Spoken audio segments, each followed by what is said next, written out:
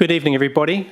My name's Ken Donohoe. I'm the Acting Chief Executive Officer for the Shire of Capel. It's 6 p.m. and the meeting is now declared open. Can I first of all do an acknowledgement of country? We wish to acknowledge the traditional custodians of the land. We are meeting on the Wurundjeri people. We wish to acknowledge and respect their continuing connection to the land, waters and community. We pay our respects to all members of the Aboriginal communities and their culture, and elders past and present, their descendants who are with us today, and those who will follow in their footsteps. Perhaps a little bit unusual with the Acting Chief Executive Officer opening the meeting, but both the Shire President and Deputy Shire President are in Canberra lobbying for the community in relation to housing and agricultural opportunities while they're over there. The process tonight is that under section 5.6 of the Local Government Act, the council is required to elect a person from its own number of those persons who are present. So with that, I will now ask, and then that person will then assume the chair and be the presiding person for this evening's meeting. With that, I would like to ask, is there a motion that can be considered? It will need to be moved and seconded and then voted on in relation to a presiding person for the ordinary council meeting of the 25th of June 2025 in accordance with section 5.6 of the Local Government Act WA as amended. Councillors. And who are you moving, Councillor?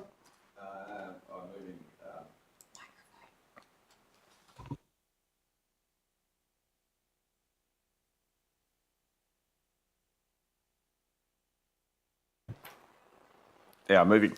I'm moving Councillor Ferguson to preside over the meeting, but I do understand there's a second person that's just put their hand up.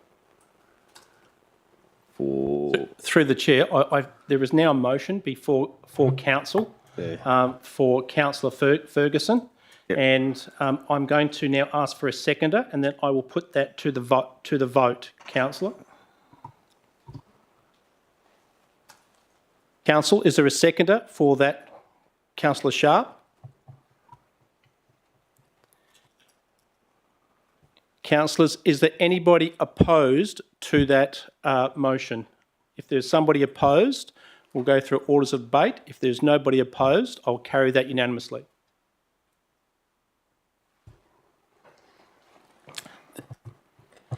Only opposed because when another councillor withdrew, I put my hand up late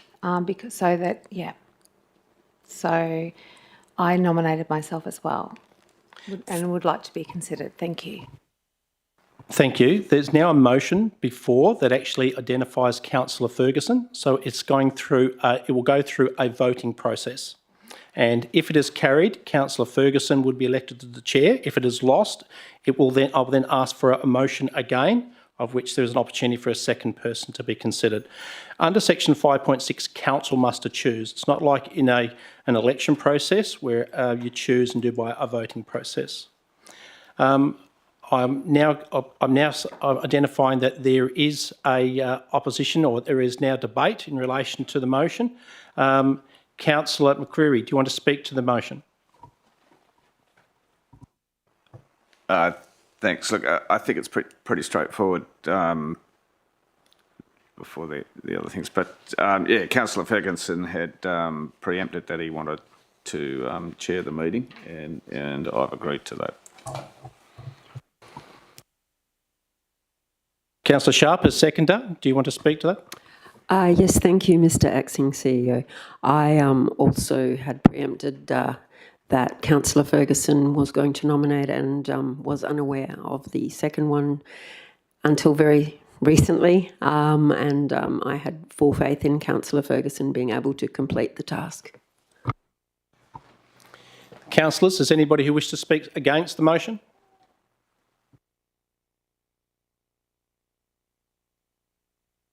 Again, is there anybody who wants to speak for the motion? Otherwise, I'm going to request a right of reply.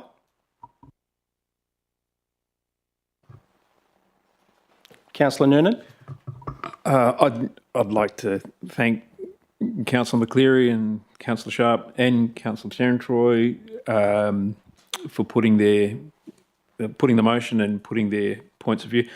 I'd just like to make the point that I think any of us are capable and qualified and would chair the meeting very, very well. So I wouldn't see the outcome of any motion as a slight at all against any of the other councillors. It's merely a procedural thing, and I think that we're all certainly capable and qualified to be able to do it and to do it very well. Again, is there anybody against or for? Councillor McCleary, do you want to exercise right of reply? There's no right of reply. I now put that to the vote by show of hands.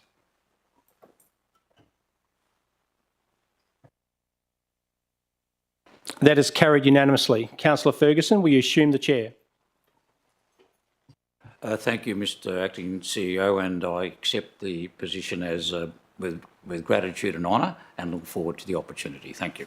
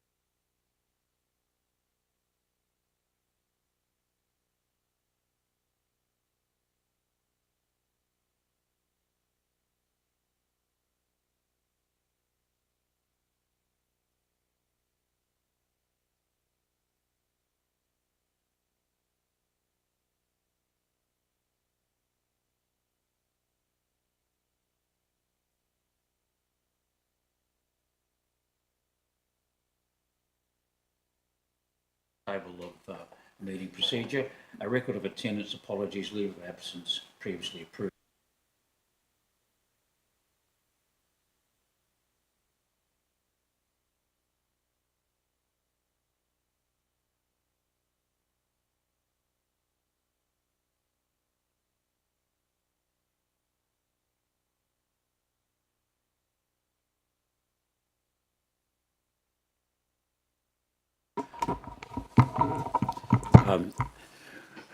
I'm using the acting CEO's mic. Mine doesn't seem to be working. And we have apologies from Councillor Kitchen and Councillor Ciano, who most of you would be aware are attending the Australian National Local Government Council convention in Canberra. We now move on to item 3, response to previous public questions taken on notice.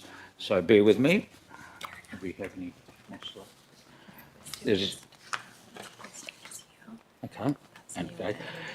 We now move on to item 4, public question time.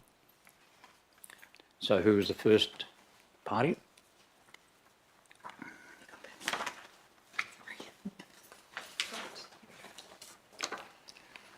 Mr Brian Hasty from Stratham.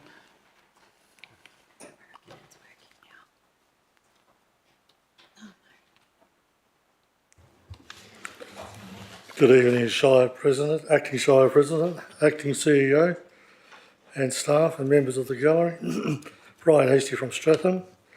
Last Thursday in Dalyellup, a person who was observed spraying glyphosate during steady rainfall. This raised a number of concerns for me and others in the community, and I would appreciate clear answers from the Shire. These questions are raised in good faith on behalf of concerned ratepayers with hope of improving transparency, accountability and environmentally responsibility in the Shire's operations. Excuse me. My questions are as follows. 1. Was the individual observed spraying glyphosate in Dalyellup a Shire employee or a contractor engaged by Shire of Capel?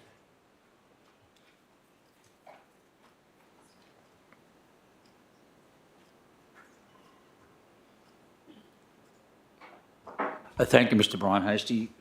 We would require further information to answer this question confidently, such as the location and time of spraying. So if you can provide that, we may be able to help you. Question 2. Does the Shire have written policies or operational guidelines for the use of glyphosate-based herbicides, specifically regarding appropriate weather conditions or application? Again, thank you for the question. Yes, the guidelines and safe working method statements are in line with manufacturer safety data sheets, relevant instructions and legislation. Question 3. Excuse me. Is the Shire aware of glyphosate products require dry conditions to be effective and that manufacturers generally advise against spraying during rain or when rain is expected within a few hours of application? All chemical applications are expected to be applied in line with labels, safety data sheets and manufacturer instructions and relevant regulations. Question 5. Hang on, I might have lost track there. I'm up to question 4, I believe. What level of training or instructions is provided to Shire workers and contractors to ensure herbicides are applied safely, effectively and in line with manufacturer's instructions? Staff are trained in the compliant use of herbicides as per the health regulation. This includes undertaking of ChemCert training. Question 5. Is there any system of supervision, auditing or follow-up to ensure that chemical weed control within the Shire is carried out in accordance with the best practice and products guidelines?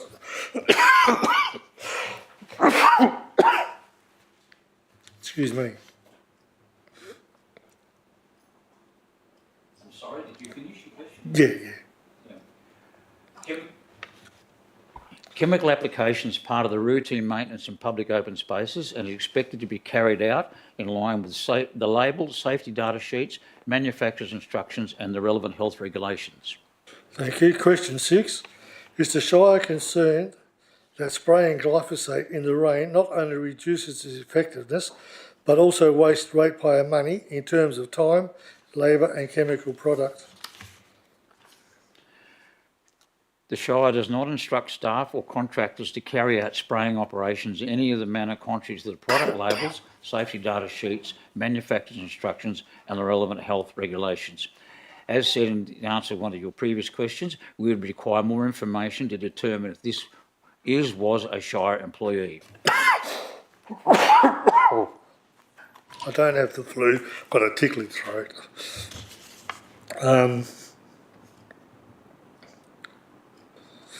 Question 7. What is environmental protection does the Shire have in place to prevent chemical runoff from entering local drains, waterways or bushlands, especially in residential areas like Dahlia where children and pets may be exposed? The Shire does not instruct staff of contractors or contractors that possibly should be to carry out spraying operations in any of the manner contrary to the product labels, safety data sheet, manufacturer's instruction and relevant health regulations. That was a response to question 7, was it? Was that a response to question 7? Yes. Well, it's not bad, it's not what the best is. No, I'm just saying it, making sure that you did answer me question 6. Okay, question 8. Does the Shire consider this incident a breach of best practice and will it be investigating how and why the glyphosate was used in these conditions? The Shire will investigate and take appropriate action accordingly. Thank you very much, Mr. Acting Deputy, Mr. Acting President. Thank you.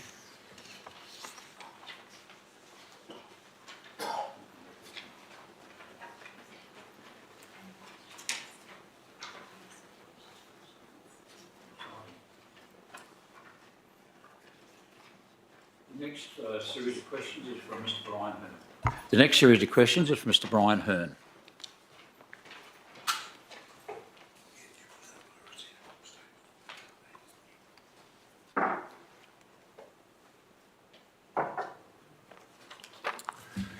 Thank you, Mr. Acting President. Only 2 questions.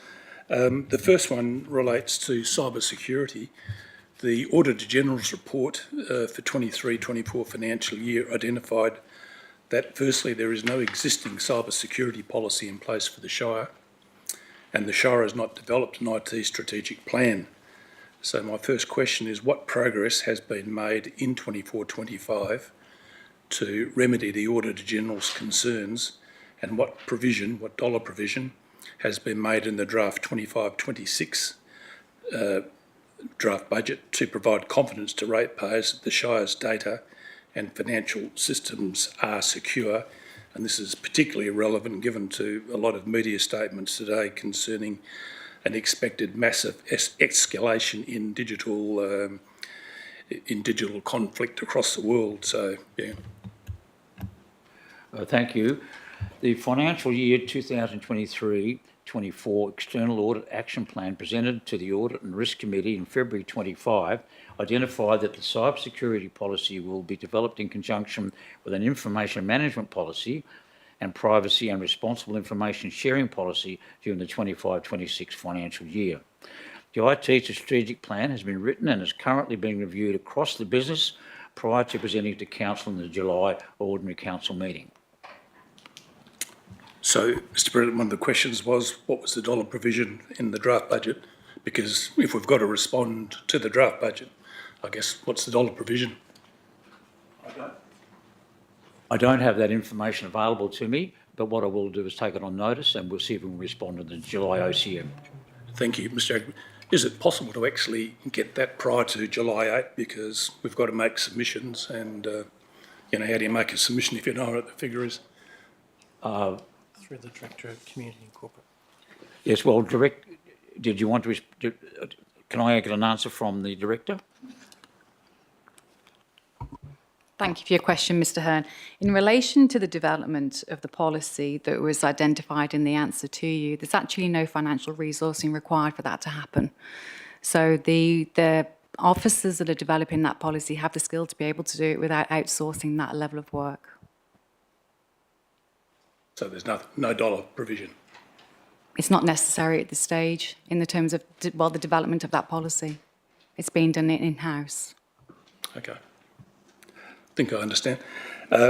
So the second part of the question was, given the spate of cybersecurity breaches in Australia during 24-25, how secure is the financial data held by the Shire, and what guarantees is the Shire providing to ratepayers that their personal details will not be hacked?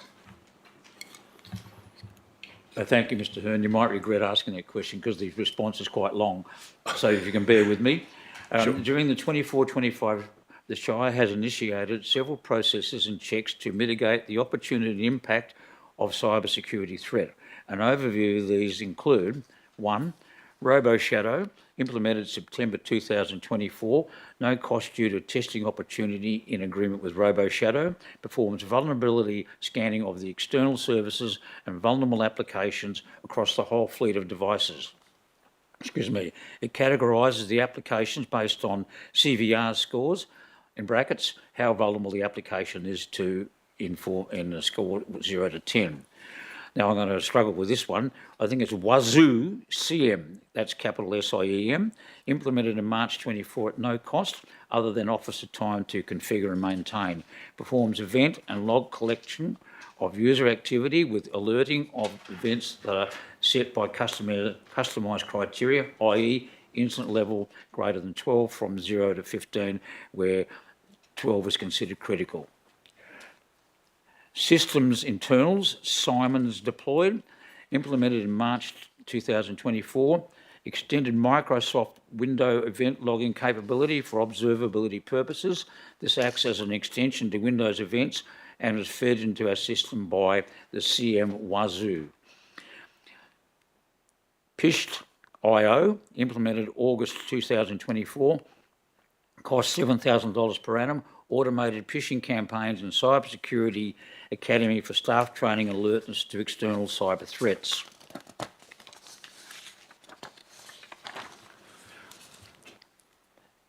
Check MK, implemented March 24, monitoring security of critical servers and services hosted on premises. Checkpoint, general configuration improvements aiding email scanning for executables, malware and potential phishing attempts, operational changes, increased password strength and complexity policy, introduced user account lockout policy which prevents stop brute force attack attempts. For the 25-26 financial year, the following cybersecurity measures are scheduled. Implementation of Threat Locker, an application control system in the 25-26 budget allocation of $16,000 per year. External penetration testing, financial year 25-26 budget $10,000. Request for quote development in process. OAG alike audit, financial year 25-26 budget $40,000. Request for quote development in progress. Management SOC, Security Operations Centre in brackets. Review, selection and implementation in progress. Price to be confirmed. Enforcement of 2FA to all users. Enforceability of multi-factor authentication. This applies to Fortinet VPN used by the users and all external services. Alternate disaster recovery cloud-based site to host off-site backups and provide a space availability for recovery shall there be the need for in case of an emergency.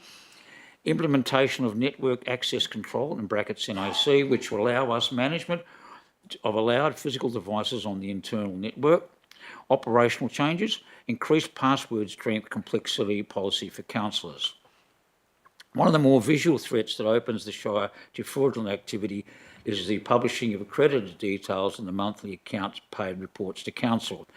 The Shire has received bogus phone calls requesting to alter bank details of some of the Shire larger creditors, which have been mitigated through internal process checks and an EFT security verification software. Goodness gracious. I trust that satisfies your question, Mr. Hearn. Well, it's good to see the Auditor General's concerns are being addressed, and well done to the staff. Well, it's an extremely comprehensive response, I think. Sorry? It's an extremely comprehensive response by staff, I thought you said confidential. Thank you, Mr. Acting President. The other one was, what insurance cover does the Shire hold in the event that their systems are hacked? And when did the Shire last check its disaster recovery plan? When did the Shire last check? Oh, you do the first one. The Shire has commenced criminal and cyber liability insurance in place with the local government insurance scheme. Coverage is based on limits of protection outlined in the Shire's policy document. The limits of protection vary based on the complexity of the incident, which is being reported to the insurer. The Shire's member retained risk is $15,000. Your second question, or second part of the question? Oh, the second one was, when did the Shire last test check its disaster recovery plan? The IT disaster recovery plan is reviewed and updated annually, with the last test conducted in November 23. The external audit action plan presented to the Audit and Risk Committee in February 25 references the officer's comment stating a formal testing process will be documented and scheduled commencing in 25-26 financial year. The detailed list of cybersecurity work scheduled for 25-26 just shared itemises this body of work for completion. Okay, thank you. And my other question, my favourite topic, interest revenue. The April Council meeting, page 467, and the May Council meeting, page 284, states that interest revenue receipts for 24-25 financial year will exceed budget by 21%. So if you extrapolate that out, the budget's about 1.15 million, and if you times that by 21%, you get a projection of 1.393 million. The draft 25-26 budget estimates the figure only at 1.206 million. So it's difficult to make an informed comment on the 25-26 budget, which is due on July 8, when the information figures provided to Council and ratepayers appear to be very, very significantly. It's even more difficult to make comment when in this meeting we haven't even got a financial report, let alone the May's financial report. So which of the above figures are correct, and has Council been misinformed as to the true financial position based on the April and May 25 statements? The 24-25 interest revenue forecast of $1,206,143 included in the draft budget was based on the cash forecast for the remainder of the year. The timing of capital and operating projects has been later than expected, and this has allowed the term deposit to be rolled over with a higher balance of funds in the overnight cash deposit fund. The current forecast for the financial year 24-25 is for an amount of $1,348,793, which will be used in the 25-26 annual budget. That's 1,348,000. Yeah, 1,348,793. So that means then that the draft budget that we've got a comment on, which mentions 1,206,000, is out by about $130,000 or thereabouts. Well, in my limited capacity in this chair for this evening, I can't really comment much further other than to refer you back to the advice received by provided by staff, and that is the current forecast is for an amount of $1,348,793, which was based on an improved cash position, and that compares with the original budget forecast of $1,206,143. Okay. So I'd say joy to all. So tips the budget into surplus, and we can make comment about it. So thanks very much, Mr. Acting President. Thanks, Director. Is that it? Mr. Chairman, is there any other written questions?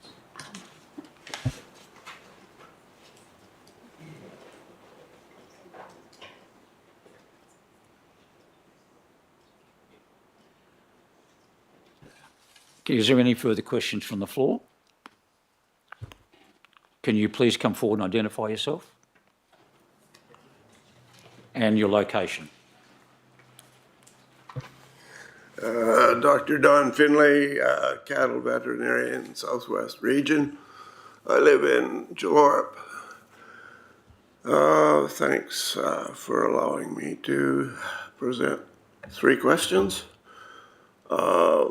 June 19th, Southwestern Times, front page, cow shot, little box, and it says, calls for further improvements at the sales yards, some such, and an inside story on page 7. Are there any councillors here who are not aware of this media story? Hands up. That's not the sort of question you can ask of the assembled councillors, but I think I can say that as I was circulated with respect to an email on that matter, I suspect all the other councillors were as well, but I can't take that other than on advice. Okay, I take that as yes. The second question is, have members of this council present here attended the sales yards that they lease to see where the problems are that have been mentioned for 3 years now? We'll have to take the substance of your question on notice. All I can say I know is that in my very limited capacity, I can say that the Shire President has been making inquiries. Yes, thank you. Could you, next meeting, answer my question? Beg your pardon? Could you answer my question at July I can meeting take it on then? notice. Yeah. Yeah, I can take your question on notice, but beyond that, I can't comment any further tonight. I'm not familiar with this parliamentary procedure of on notice, what that exactly means. Any question taken on notice, including yours this evening, which I'm now advising you we will intend to do, will be published, available for public comment in due course, probably at the next council meeting business paper. Following which, sorry?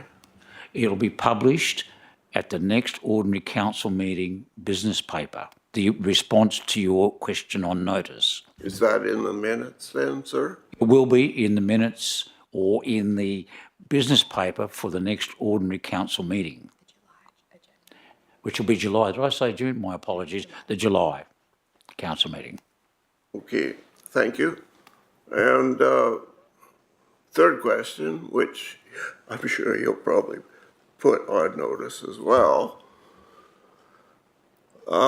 is why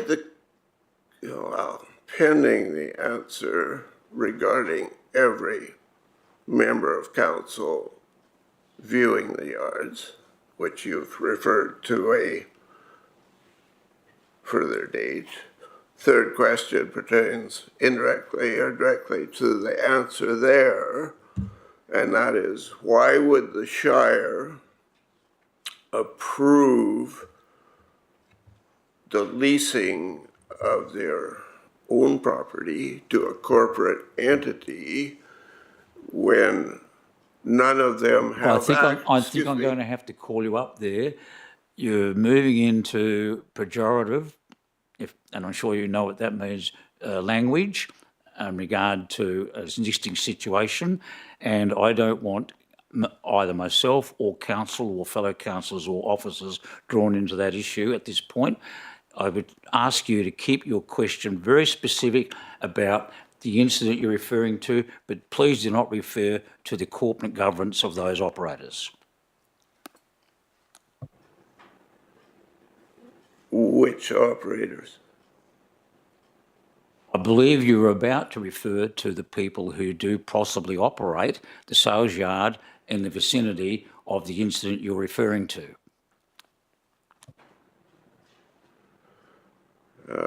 Pejorative is a term that I just would like the definition of that, thanks.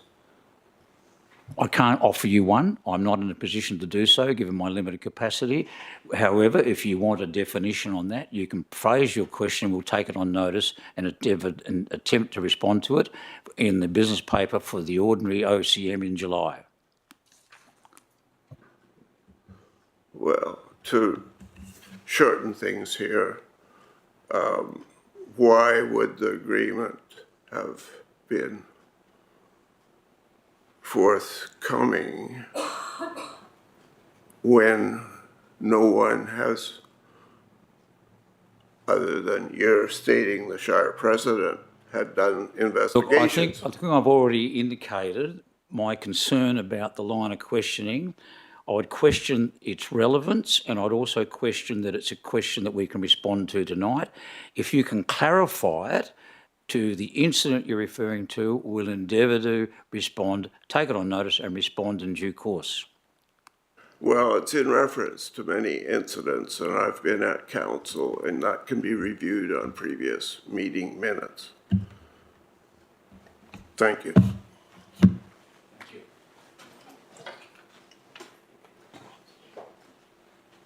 Any more questions? And thank you. Thank you, Mr. Chairman. Mike Norton, I'm president of the local Capel Country Club. My apologies for the question on short notice, but it only sort of come to mind at about 11 o'clock last night. And it's in relation to the capacity of the Shire to put a Wi-Fi camera in at the pavilion up at the Capel Sports Oval. There's been quite a number of break-ins around Capel in recent times. The chemist has been broken into, the newsagent, the post office a couple of times, and corduroy tea rooms. We fortunately have dodged a bullet in recent years, but we have been broken into at the country club. There's been quite a bit of activity around from liquor and gaming. We've had a number of meetings with liquor and gaming in the last couple of weeks in relation to what's going on around town. And obviously they're wanting managerial changes. I went through all our paperwork and how our system works.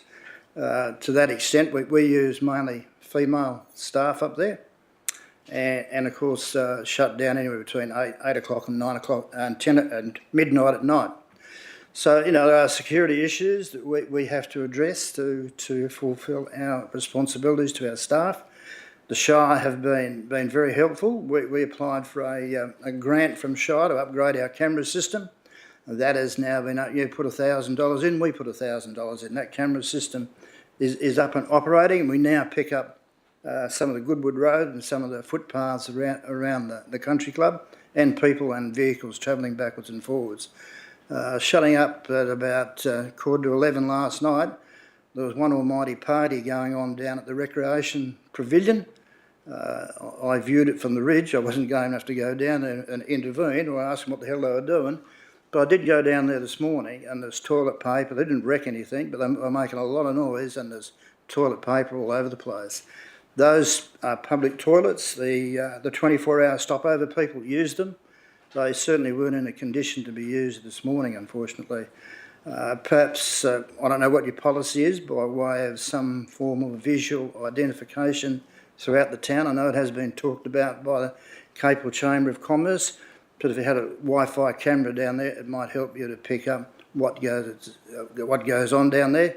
It is a very active little site late in the evenings, unfortunately. And you did have cars out on the Oval in recent times doing donuts and cutting it up. There's a lot of activity up there after dark. Thank you, Mr. Chairman. Thank you, Mr. Norton. I think we'll take the general gist of your question on notice, but I think I am able to say that there is a forthcoming item coming forward in our long-term business plan regarding this type of cyber security that you're concerned about, and I'm sure we take it on board very seriously. Thank you, Mr. Chairman. We look forward to participating with you.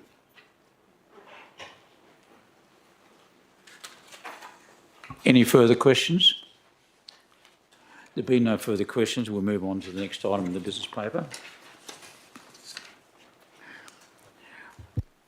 Applications for leave of absence. I have none in front of me, so we'll move on to the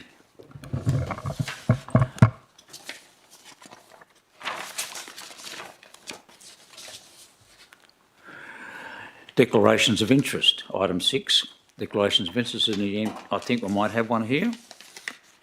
Thank you. I have a declaration of interest from Councillor Sharp in respect to agenda item 14.1. The nature of her interest is impartiality, and the extent of her interest is that she is a member of the Bushfire Brigade. I think that is satisfactory. We have another one here from the acting CEO in respect to item 16.1 regarding the acting chief executive officer. The nature of Mr. Ken Donohue's interest is I am the acting chief executive officer with contract terminating on the 16th of July 2025. This has a financial interest provision as a long-term practitioner. I know many of the persons applying for the acting CEO role. The extent of his interest is I have a contract of employment with the Shire of Capel, and I know or have worked with some of the persons being considered as acting CEO, as have made declarations of this evaluation in accordance with section 5.4 of the Local Government Act. Thank you.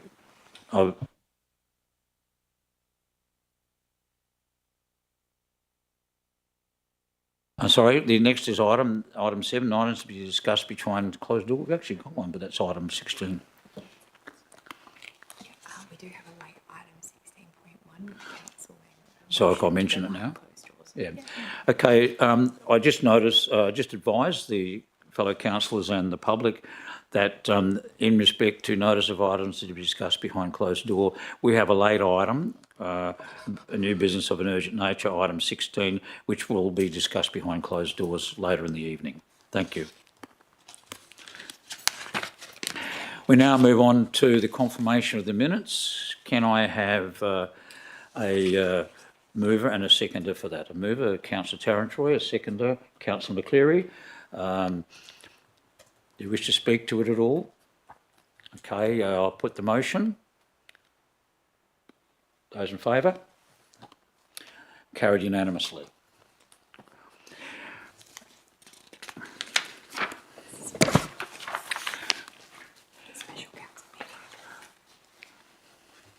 Now, we have another minutes to be confirmed. The minutes of the special meeting of council, 11th of June 25, be confirmed as true and correct record. Can I have a mover for that, please? Councillor Dillon, moved. Seconded Councillor Sharp. Can I put the motion? All in favour? Declared carried unanimously. Thank you.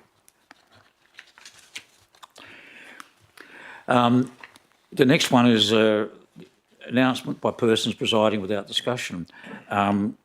Councillor Noonan has notified council that he has withdrawn his motion 11.2 additional rates for Harwood's remediation and East Delliup Sporting Precinct. So I make that as a matter of public record, no further comment. Item 9.1, Shire President's Activity Report. Well, in the absence of the Shire President, I don't think I'm really, shall we say, adequate to the task to comment on the fact that our President has been very active, as he always is, and we'll move on to the next item. 10, petitions, deputations, presentation. The first one we have on the list is Mr Brian Hastie, 5-minute presentation regarding 11.1, review of council policies and elected member training. Mr Hastie, 5 minutes, please. I think I'll just miss the formalities, because I said it earlier on. Brian Hastie of Stratham, and I'm here to express my strong concern regarding Councillor Tarantorui's proposed motion to allocate $45,000 of ratepayers' funds toward councillor training and attendance at the Welga Annual Conference. While I support the principle of elected members developing their knowledge and capacity, I believe the scale of this proposed expenditure is excessive, particularly at a time when many in our community are under serious financial pressure. Let me offer a comparison. The Shire currently allocates just $600 annually to the Bushfire Training Coordinator, a volunteer role responsible for helping and protect lives and property during one of the most dangerous seasons we face each year. That's $600 for fire preparedness, yet we're being asked to consider $45,000 for conference attendance and travel for elected members. Frankly, that should ring alarm bells.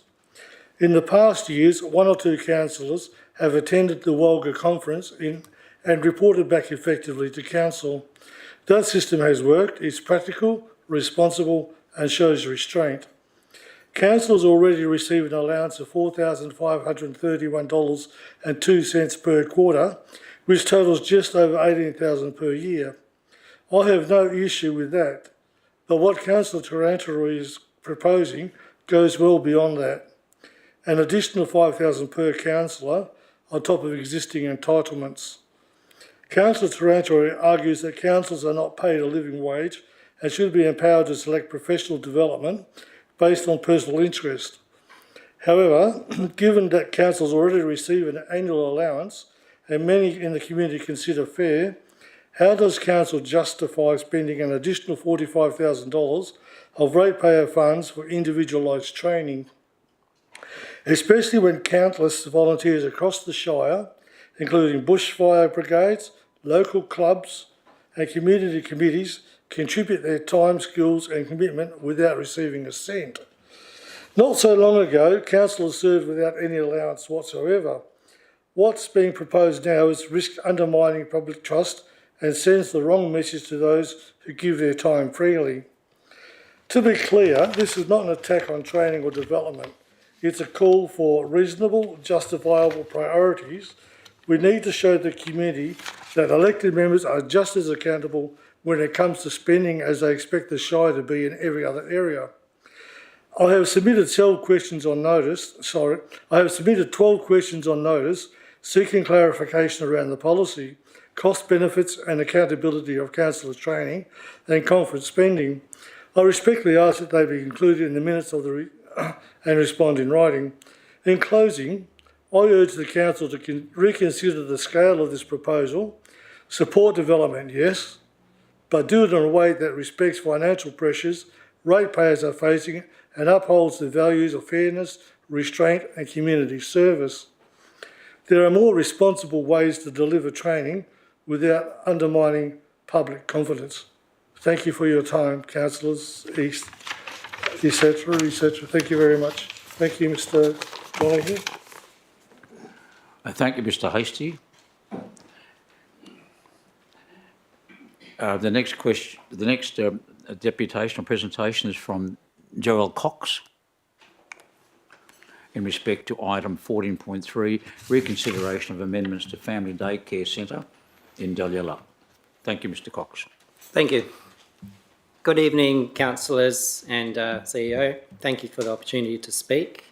My name is Joel and I'm here with my wife Jasmine from the Family Daycare in 3 Clips Bend. While we were disappointed with the decision at the February meeting, we have taken the time to listen carefully to the feedback. We're here tonight to present a revised and compromised proposal that we believe directly addresses the concerns raised. Our hope is to clarify key facts and find a positive way forward for our family and for the community that Jasmine serves. To provide context for our new proposal, I'd like to revisit the reasons cited for the refusal, directly referencing the recording from that meeting in February. The first reason was based on an assessment of our needs. A key comment was, and I quote directly, "I think the approval given a year or so ago is entirely adequate for their needs and circumstances." With respect, we need to clarify the real-world impact of that assessment. The refusal prevented Jasmine from working a planned 1 additional day per week and offering overnight care once a fortnight. And that was what we had planned on doing. This has resulted in a calculated income loss of $14,700 for our family. These are essential funds we had planned to save for Jasmine's maternity leave, and their loss now presents a significant financial challenge for us. There were comments suggesting the daycare might grow indefinitely. I want to be clear, this is a family daycare. It's not a centre. It operates under a strict nationally regulated model. It legally cannot and will not grow beyond the proposed numbers. A maximum of 4 children during school hours and 7 total during the brief outside school periods. It will never become a large commercial style centre. Then there was a speech that implied that the requested hours were not, and I quote, "in the best interest of the child." With all due respect, that is a matter for parents to decide in partnership with Jasmine's scheme, Nature Alliance, which rigorously regulates every aspect of the service. Jasmine meets or exceeds every standard they set. She is also a registered teacher of high regard and would never advocate for care that is not in the best interest of the child. Concerningly, this speech, which suggested that parents don't need flexible care, shows perhaps a disconnect from the reality that many modern families face.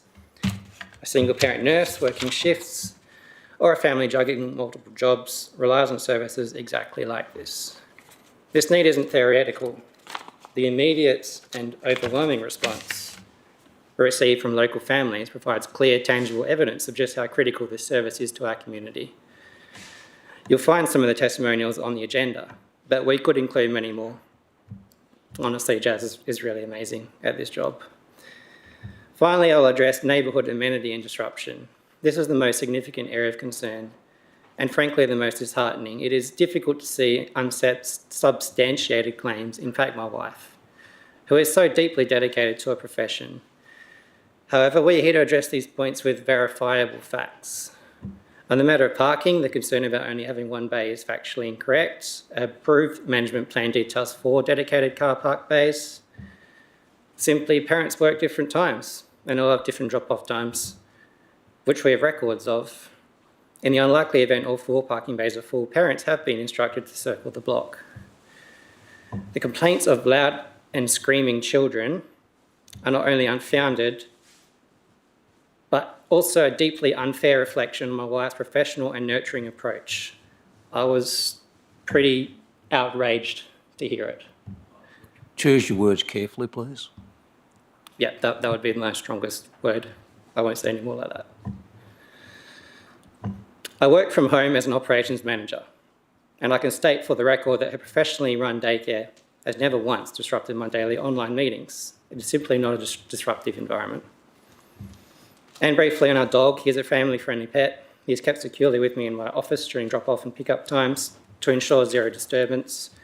At other times, he happily and safely interacts with the other children.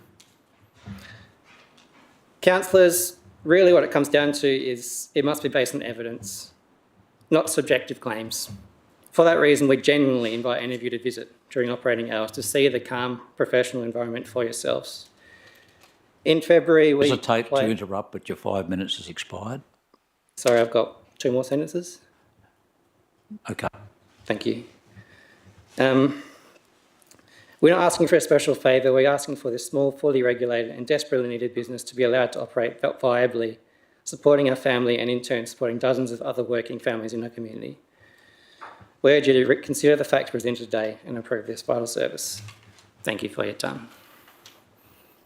Thank you, Mr Cox. We now have a Yasmin Maudsley, 5-minute presentation regarding the same item, 14.3, reconsideration of amendments to Family Day Care Centre in Dulyalup. Please proceed. Thank you. Good evening, councillors and members of the community, and thank you for the opportunity to speak here tonight. My name is Jasmine. I'm the owner of Happy Hearts Family Daycare in Dulyalup. I'm here tonight to ask for fair reconsideration of my application to extend my operating hours, an application that has now escalated to the State Administrative Tribunal at great personal and financial cost. I respect the council's responsibility to follow due process, but I believe the decision in February was influenced by personal opinions rather than clear planning criteria. After that meeting, I tried to provide clarification and correct misunderstandings but received no response. That left me with no option but to enter a costly and time-consuming SAT process. I just want to clarify, family daycare is not the same as a long daycare centre. We care for a maximum of 7 children, no more than 4 under school age as per national regulations. I'm not seeking to expand beyond this. I would like to operate Monday to Friday, 7 a.m. to 6 p.m, and occasionally provide overnight care for families in need. I've compromised from my original application by removing the weekend care. Even though I've got families on my waitlist who are needing it, and options like this are rare in Dulyalup, I did this in good faith to support a balanced and reasonable outcome here tonight. There is a genuine and growing need for outside school hours care in Dulyalup, something I'm well placed to offer as a qualified primary school teacher. This care is vital for many working families, but is limited locally. At the moment, I have 2 families that are waiting for care that I cannot now provide. One is a single mother and a nurse who's been on my waitlist since October. She cares for critically ill children, but she can't work night shifts without help for her own boys. The other is a referral from the Department of Child Protection, a family in crisis who needs a safe and familiar carer for their daughter. I would like to be that support for these people and many other families. Importantly, other family daycares within the Shire have been approved to operate on similar or more flexible conditions. I'm asking for the same opportunity, fair and consistent treatment. Both my scheme, Nature Alliance, and my insurer have granted me full operational approval when I first launched my business. Looking ahead, this approval is important for the viability of my business. With our second child on the way, my own 2 children will be included in my ratio next year, leaving space for only 2 other children under the age of 4. Without extended hours and flexibility, continuing my service may not be financially sustainable. I'm proud of the care I provide. I've got written testimonials, strong recommendations from my coordinator, and 2 nominations for Family Daycare Australia Educator of the Year this year. Families regularly tell me how much their children love attending, and I take great care to ensure a high-quality, nurturing professional service. I also make a consistent effort to be a considerate neighbour. I limit early outdoor play, I visit parks every day, I monitor noise, and I've just recently adapted our bikes with rubber padding to reduce any sounds. Unfortunately, some claims made by neighbours, including that children are distressed or reluctant to attend, are simply false. I have sought legal advice on some of the defamatory comments made about my service. I didn't speak up at the last meeting, assuming the process would focus on planning matters, but I feel when my character and service are misrepresented, I feel silenced and disappointed. One neighbour in particular has shown repeated hostility, playing loud music during rest times. Please choose your words carefully. Sure. Shouting at me in front of a parent and... Please, we don't need that type of comment. You can say, possibly, a neighbour has expressed disquiet, but don't use that sort of language, please. Okay. Is there another way for me to submit this? Because I feel like they have said things like, I don't want to turn into this a petty he said, she said. I really don't, but I want to in this chamber, defend we can't myself. accept those sorts of comments Okay. because of issues that you'd probably be aware of. But I'm not trying to stop you presenting your case at all, but please choose your words carefully. Okay. And you may talk in general terms that, for example, adverse comments have been made or something like that. But, but please don't take it any further. Okay, well, let's just leave it at that then. I'll skip over this bit.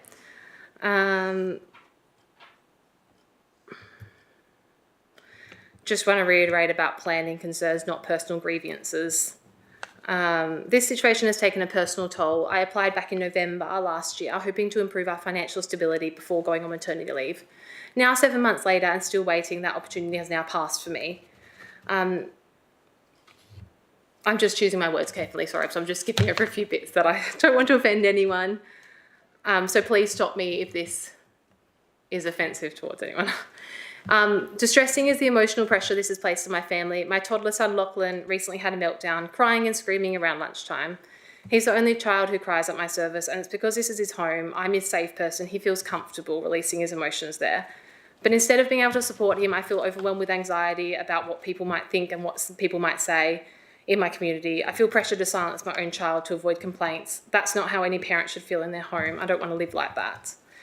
I'm sorry, your 5 minutes is up. Sure, can I finish my last few sentences? Yes, but Thank you. please keep it brief. Yeah, I will. I'll skip over this bit. Just wanted to inform you that I've been invited by the Bunbury ABC Radio to speak on their breakfast show this Friday about my experience through this and the emotional toll this process has had on me. And finally, I want to say, in the last meeting, it was stated that extending my business would be a detriment to the community. I take offence to that. I know many families will agree that my family daycare is not a detriment, it's an asset to the Dalyellup community. Thank you for your time. Thank you for your presentation. We now have a presentation from Dawn Costello. 5-minute presentation, really the same item, 14.3, reconsideration of amendments to Family Daycare Centre in Dalyellup. Good evening, everybody, the councillors and councillor. My little report or recommendation is I'm very upset that we must have to go through this again. This is our objection for the reconsideration of amendment to the family daycare. Nobody seems to care about pensioners and aged residents and how they feel about the change it will have on their lives. It has changed my life. I had a heart attack. I am 78 years old after the last council meeting on the 22nd of February this year. I spent 6 days in hospital, mainly caused through extra stress, worrying over extra children next door to us and my husband's health, which he'll be 80 next couple of months' time and has asbestosis, rapidly deteriorating and thinking about the daycare.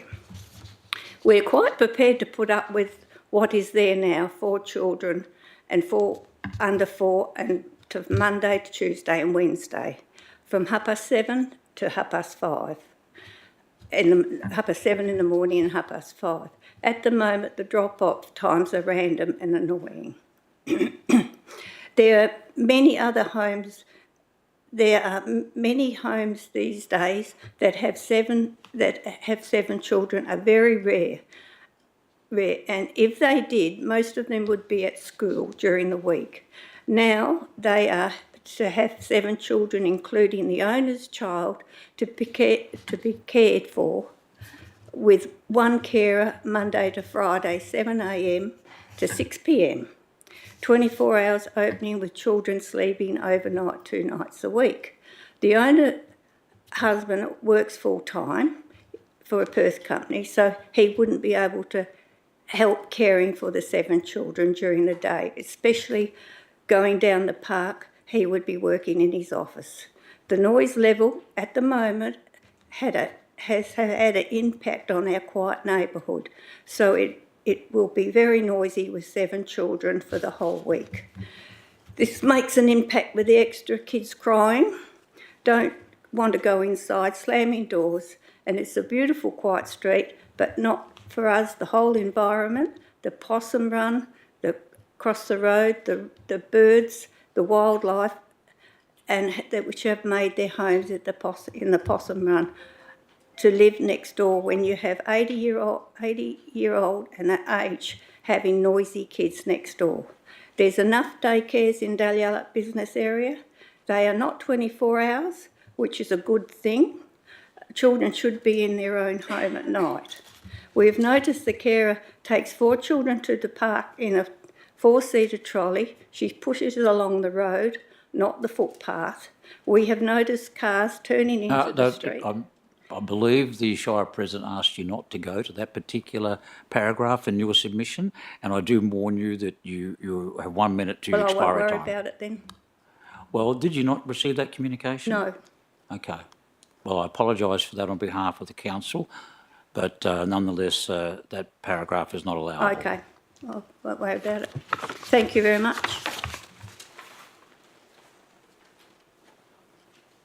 There being no further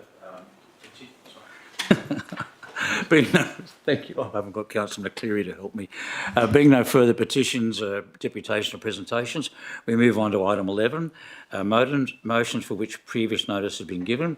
Item 11.1, motion review of council policies and elected member training. Councillor Tarantroy has given notice that she intends to move the following motion. Councillor Tarantroy. This motion, I'm moving. You need a seconder at this point? Through the chair for the motion to be live. Yes. Yeah, in order for it to be active, I think we need a seconder. Could I have a seconder, please? Councillor Noonan, thank you. I'm moving this motion after a lot of consideration.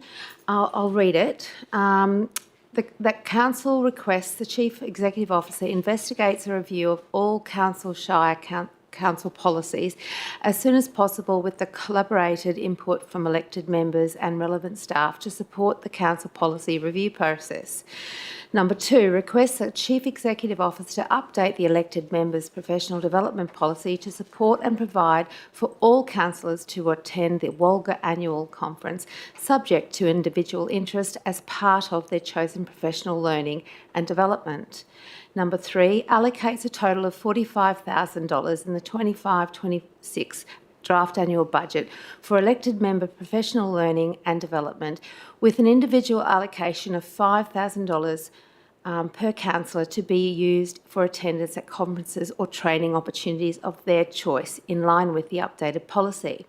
The reason for this is, yes, councillors are elected members who do not receive a living wage in Western Australia like other states for their role as an elected members. Councillors receive and can apply for allowances depending on the band of the Shire. Our Shire is a band 3. Based on population that they serve on. Elected members should be empowered to choose their own professional learning and development depending on their interests and individual needs to enable them to serve the residents of the Shire to the best of their ability. Therefore, I submit the following motion to my fellow councillors to consider. Further, I just want to go through some information here. It is not an additional $45,000. It is only there's already $20,000 existing, so it's an additional $25,000.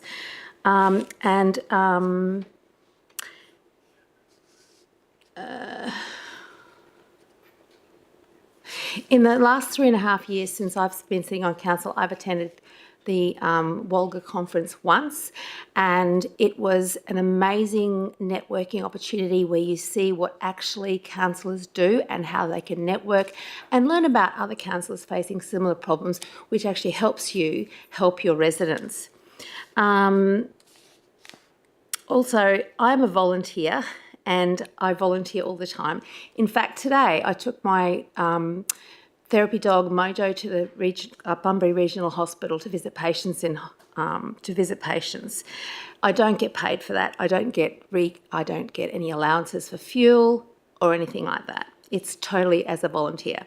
I've volunteered all my life, and that's why I stood as a councillor and am a councillor today, because I still volunteer with the CWA and other associations. Now, in 1999, 35 years ago, I'll change that, sorry. My mistake. I've got some notes. Troy, is this still relevant to the motion? Absolutely. Okay. Absolutely. Just rebutting some things, some misinformation presented in the presentation. In 1995, Local Government Act introduced paying allowances to councillors in Western Australia. So that's over, and then so in 1999. So that's 35 years ago. If you're looking at when councillors didn't receive, before the Local Government Act was in situ. In addition, to be clear, this is reasonable and justifiable. Elected members are accountable when they attend conferences and training. They're accountable to the residents that they serve. Also... 1 minute, councillor. Thank you.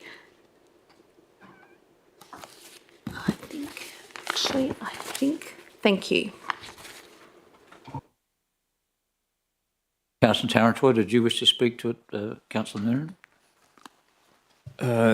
Thank you, Mr Acting President. Yes, I would like to thank Councillor Tarantoy for bringing this motion to the floor. I'd like to thank Mr Hasty for his contribution in the presentation earlier as well. I'd also like to correct some misunderstandings that perhaps were raised, and I'm not sure where they would have come from in his presentation. We don't receive $4,500 a quarter. That's I don't know where that figure would have come from. I'm sure that the amount that we do receive if it were allocated over a time basis, it would be a very, very poor return in terms of the amount of time and that is involved in being on council. So no one sitting at this desk around here is doing it for the money. I can guarantee you that. And if anyone is out there considering running for council, that's not the incentive that you should consider. It's the incentive that you should be focusing on is serving your community. Now, I'd also like to make the point that the funds that there are already existing funds of $20,000. Councillor Tarantoy is seeking an extra $25,000 as a maximum, as a maximum allowable figure, that representing $5,000 per councillor if they were to, a maximum of $5,000 per councillor if they were to use that. Now, I'll make the point that councillors do a lot of travel around the Shire to all of the various different community events, to regional centres, Bunbury, Bustleton, up to Perth, and I know that a lot of that travel is conducted with no claims being made for fuel, and I know that councillors go to Perth to attend things like the Wagga Conference, and that councillors, not all, but many, use accommodation with family so that they don't charge any accommodation to the Shire. I know that councillors can attend the Wagga Conference, the annual Wagga Conference. There's no charge to attend that AGM.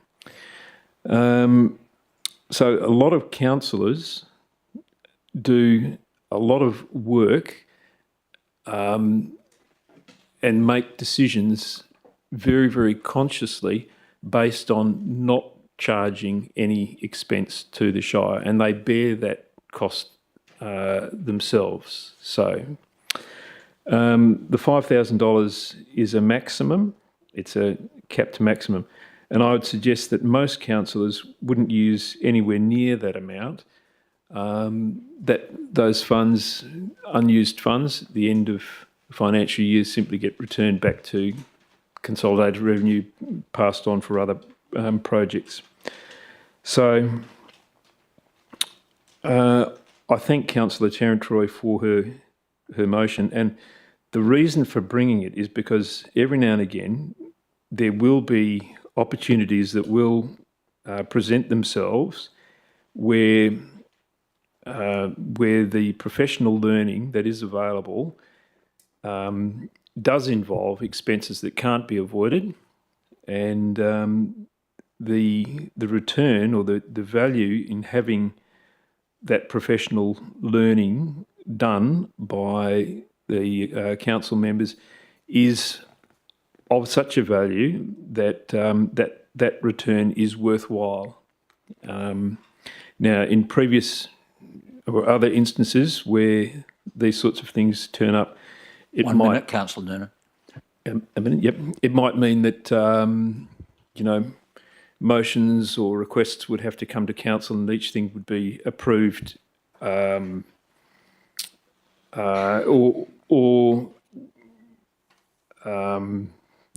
a case by case basis. That's still the case.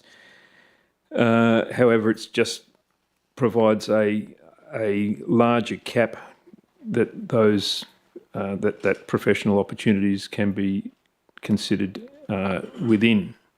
So thank you very much, Councillor Terentroy, for bringing this motion, and I will be supporting it. The acting CEO has reminded me to remind councillors that my description is not Shire President but presiding member. And so without wishing to cause conflict, if you could refer to me as that, I think we'd all be happier, including particularly the acting CEO.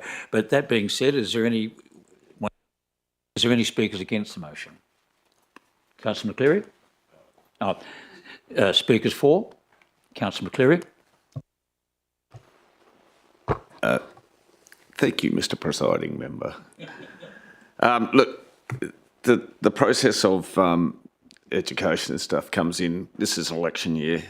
There's a whole lot of compulsory training that comes with that. Hence, the budget that is allocated and what we're referring to extends to that. And their set courses that the Shire has to fund comes up every 2 years, and this is one of those years where we'll be doing it. That also includes those that intend to run in an election. We'll have to go online and do all that training, learn what we do to some extent. Then there's further training. I, for one, probably won't touch any of this training because I've got a lot of qualifications leading into this, and I've been on council for coming up to 14 years. So there's lots of learning on the job as well.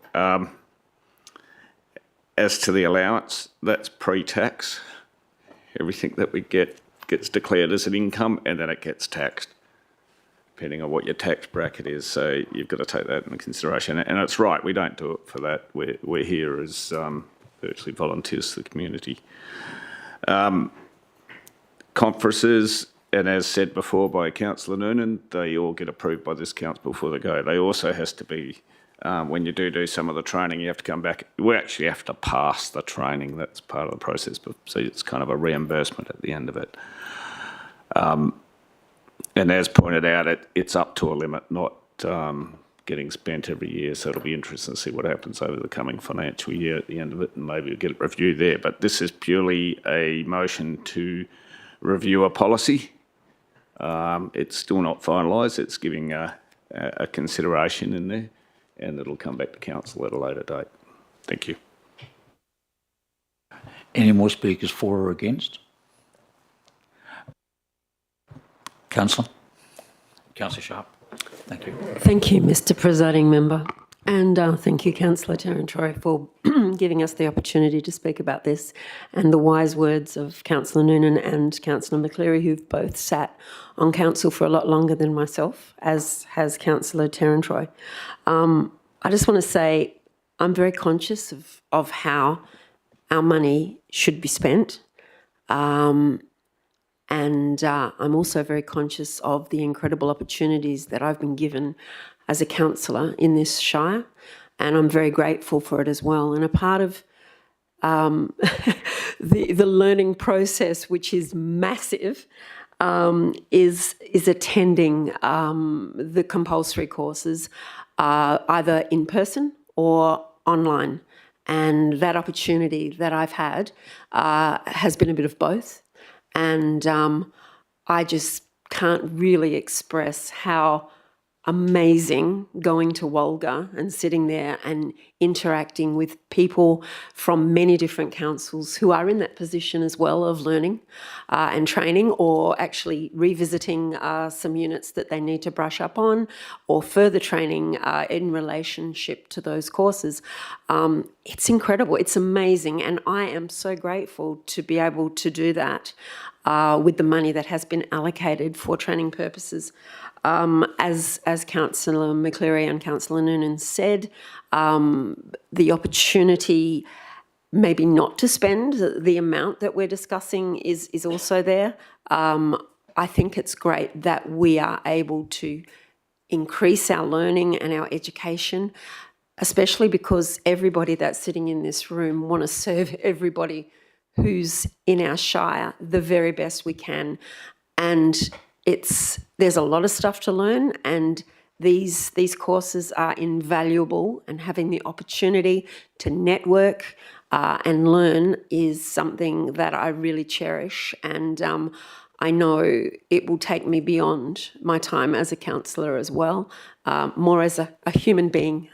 So I really appreciate the opportunity to be able to discuss this and also vote on this. Thank you. Thank you. To be any more speakers for? Councillor Dillon. Thank you, Mr. Presiding Member. Look, my 20 cents worth, I just want to point out, thank you to Councillor Terran-Troy for bringing this motion before us tonight.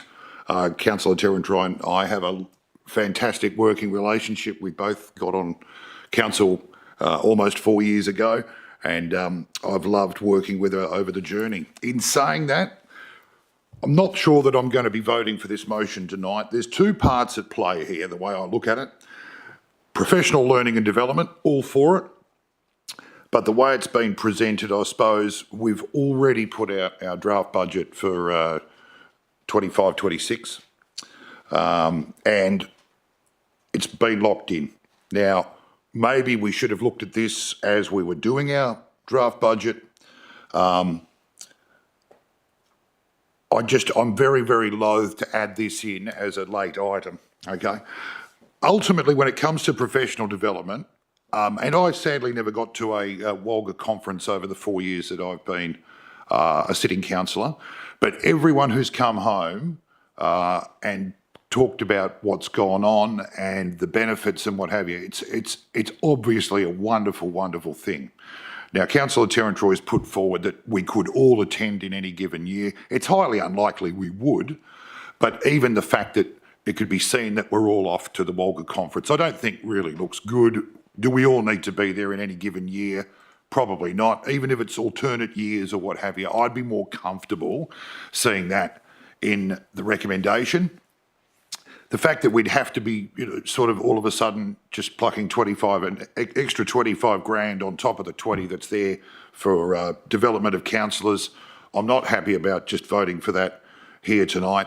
But I do want to point out to a few people who were making commentary from the cheap seats on social media, which I try and avoid, but sometimes it's unavoidable. You can't go to a Wolga conference via Zoom.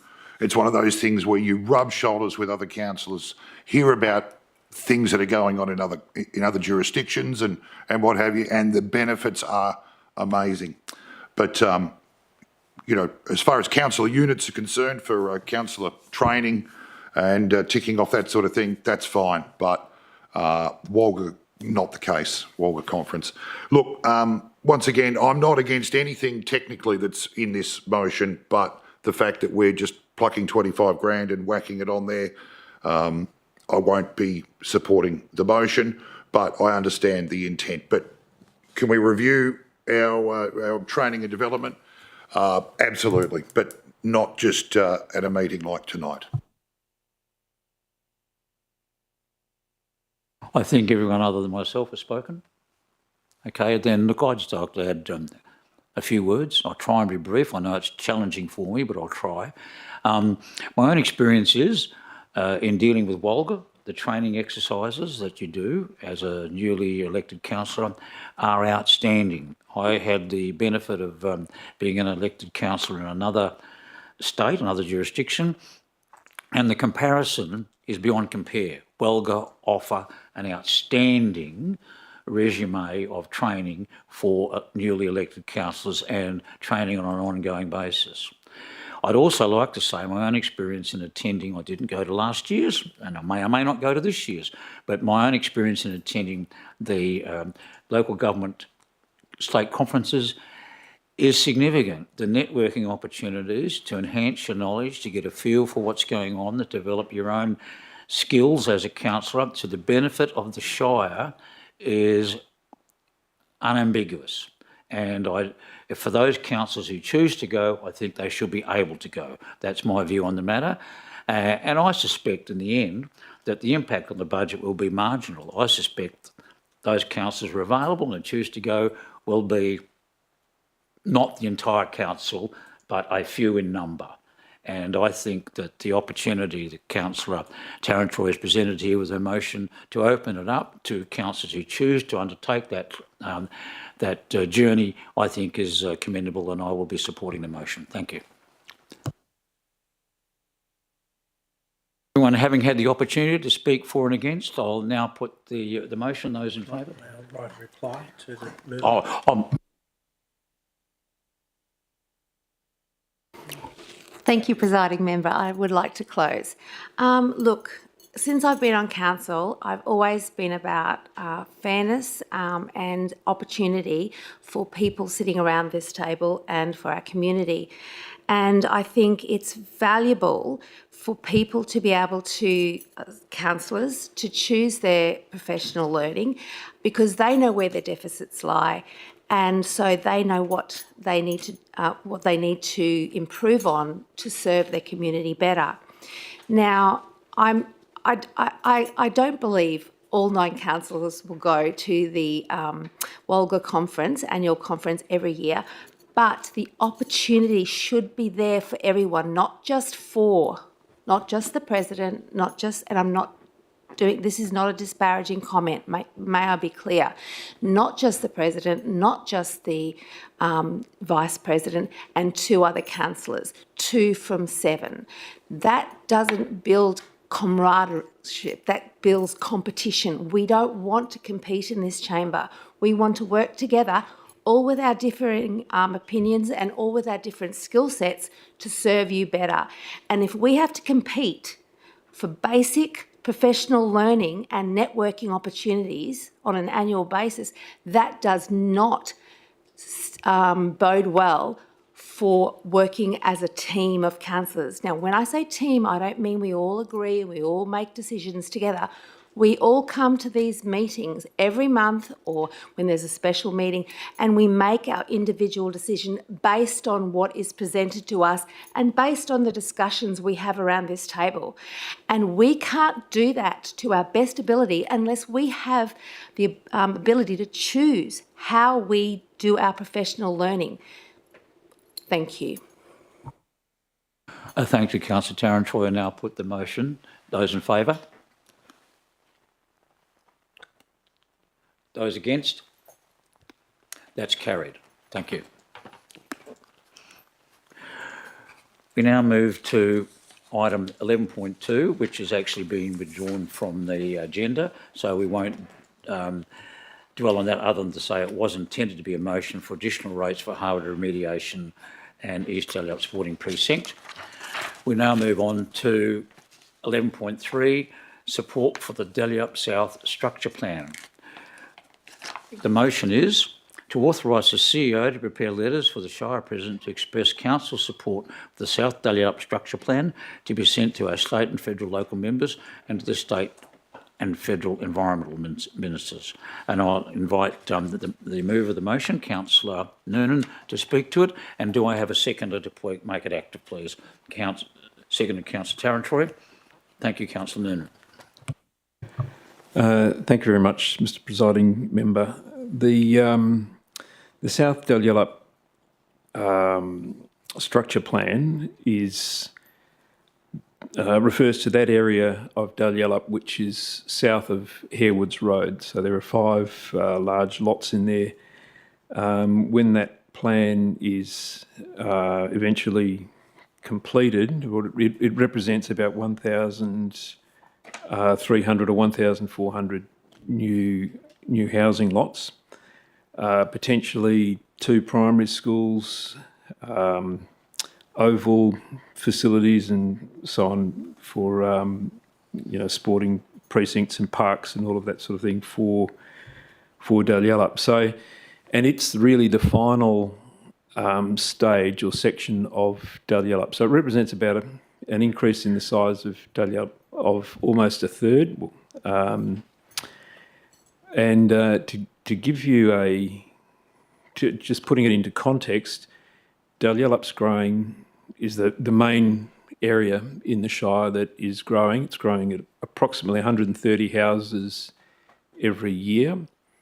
That represents, it means that Dalyellup is growing by the size of Boyanup every 4 years. So if you think of Boyanup, think of the facilities that are in Boyanup, every 4 years we're putting on a new Boyanup in Dalyellup, okay? And so that just gives you an idea of the importance of Dalyellup, the way it's currently growing. Now, there are only a few areas of Dalyellup which are still to be completed in the existing development phase. So, for example, the green patch, there's some more development near the Harewoods Road or Norton Prom Beach, and some areas closer to the highway at the northern end. After that, we run into this problem of running out of supply of residential lots. Now, in order for the South Dalyellup structure plan to go ahead, they did have approval for clearing for residential lots. That was granted, I think, back in 2017 for 5 years. However, towards the end of that clearing approval, you'll remember that we had 2 years of COVID, during which time all sorts of things shut down and the ability to complete all sorts of work was severely restricted. And as a result, that opportunity to commence clearing wasn't taken up. What was taken up, or what took place, was an application to extend the clearing permit that the developer had for a period of a further 5 years. Now, that was 2 years ago, and the developer is still waiting for a response, yes or no, from the federal department that is responsible for giving that approval. So they've applied for a 5-year extension. It's taken 2 years out of that 5 years and they're still waiting for a reply, and there's no, there've been a few questions and answers backwards and forwards from the department asking questions that had been answered in the previous Councillor Noonan, 1 minute. Application. Yeah, thank you. So this motion is nothing other than to just reconfirm, reassure or reconfirm to the ministers, both state and federal, but particularly the federal minister, that the council supports this structure plan. We passed it before. It's been through many reviews. Many town planners have had a look at it. Once it does commence, it's not just simply, it doesn't simply involve removing vegetation. It does for those areas where there's residential development, but it also includes a large perimeter of area which needs to be rehabilitated, and that rehabilitation to provide wildlife corridors and around the subdivision, that can't commence until they get that approval. So 5 minutes. Do you wish to continue? I'll just finish now. So I think that it's important that we reaffirm this to the minister, and hopefully over in Canberra, the president and deputy president might also have some opportunity to make some contact just to impress how important this is for the future of our Shire. Thank you. Thank you, Councillor Territory.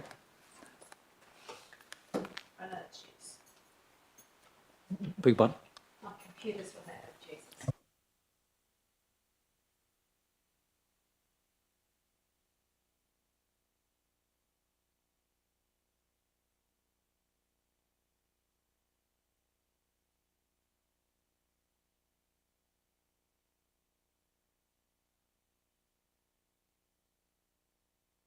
Territory. I'd just like to support everything that Councillor Noonan has discussed. I think a new development with a new school and this structure plan offers more housing and schooling and an area for new Dalyellupians to enjoy. And yep, I'm fully supportive of this. Thank you. Any speakers against? Further speakers for? Councillor McCleary. Thank you, Mr. Presiding Member. A number of questions. We're talking about a structure plan, but from what I gather, the focus is on clearing permits, which my understanding, once it's expired, it can't be amended. And I'm not sure where this motion's heading as far as what it's trying to achieve. I mean, we're already in item 14.4, we're talking about extending structure plans. But in essence, I'd just kind of like to know from the officers. Well, I've got obviously some conversations happened away from council with the proponent about, well, I'd say obviously, I'm not sure of the origins of the need for this motion. That's one concern. But I'd just like to know from the officers, in the essence of writing this letter, would it achieve an outcome for the clearing permit to be reviewed? Is that a question, Councillor McCleary? Yeah, my question is, how does this motion get a clearing permit review done? I'm not sure that it's heading in the right direction if that's what the intent of the motion. Yes. I wonder if Ms Whalen could respond to that as our planning coordinator. Oh, well. Thank you. Through the chair. So just clarify, so there was a federally granted clearing permit in October 2017.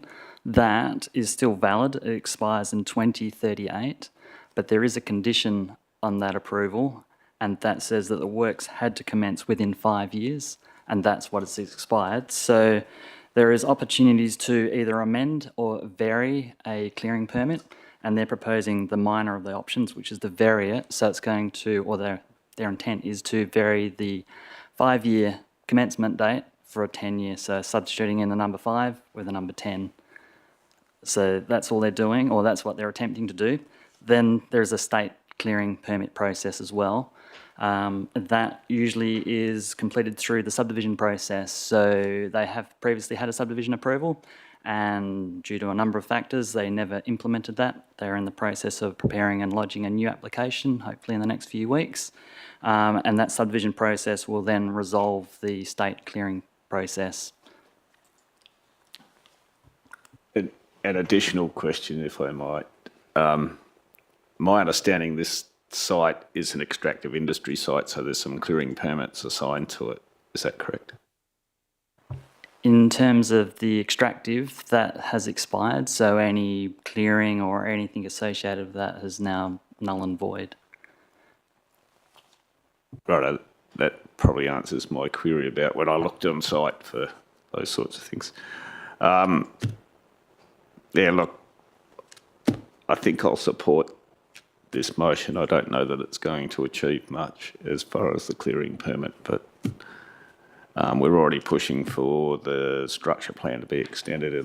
Well, we haven't made that decision yet. That's later in this evening. Thank you. Any speakers against? Any further speakers for? Right of reply, Councillor Noonan. No, thank you, Mr. Presiding Member. That being the case, I'll put the matter to the vote. Those in favour? That's carried unanimously. Thank you.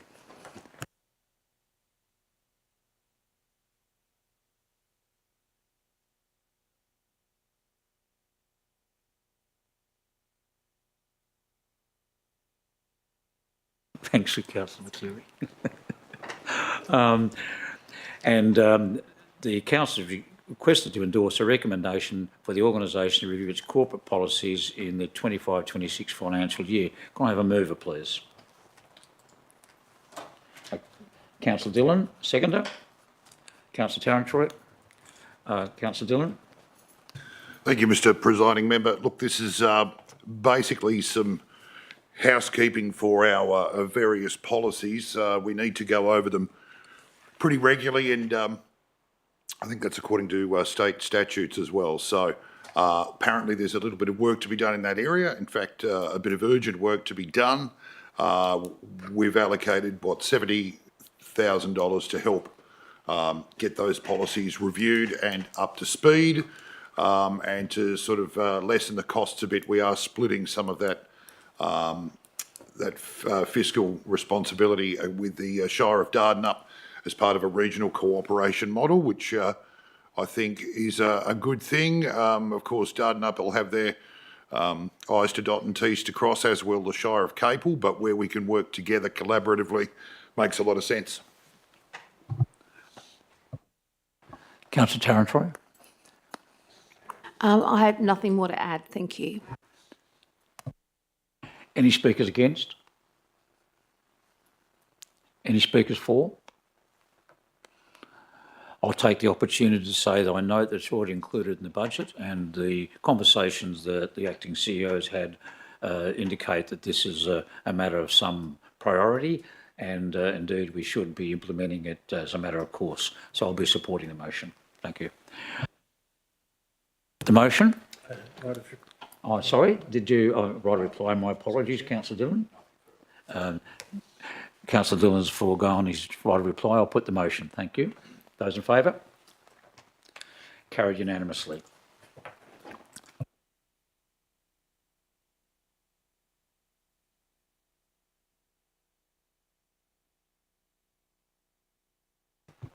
The proposal to consider revision of an honorarium payment to the Shire's Bushfire Brigade's Training Coordinator. Can I have a mover for the motion, please? Moved, Councillor Dillon. Seconded, Councillor McCleary. Councillor Dillon. Thank you, Mr. Presiding Member. I don't mean to hog all the moving of motions tonight, ladies and gentlemen. Feel free to help me out. However, I did want to particularly get behind this one, a Bushfire Training Officer Honorarium. Phil Allen, who's been doing it for a long, long time. He's an absolute stalwart of the local fire brigade scene. Basically, Phil works with all our local brigades in terms of making sure that their training is up to date, in conjunction, I must say, with Andrina Sirik, our local emergency coordinator, on staff, just to help out with time, effort and travel. It's a fairly paltry sum when all things is considered, but I dare say Phil would be quite embarrassed to receive such an honorarium to help him in duties which we all, residents and councillors, appreciate.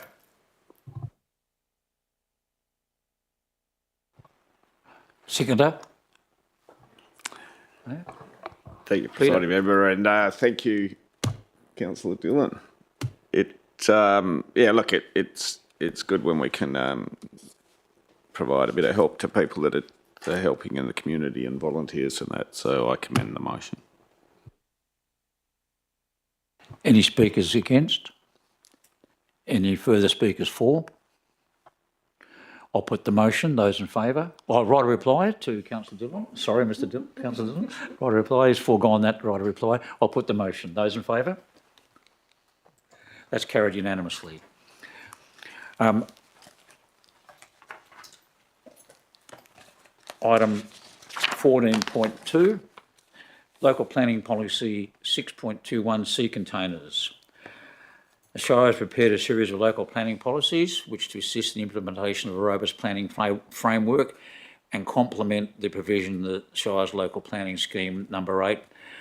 Following the closure of public consultation advertising period, the local planning policy 6.21 is presented for final consideration. Can I have a mover for the motion, please? Councillor McCleary, seconder. Councillor Noonan, thank you. Councillor McCleary. Thank you, Presiding Member. I'll move the motion as read. Councillor Noonan.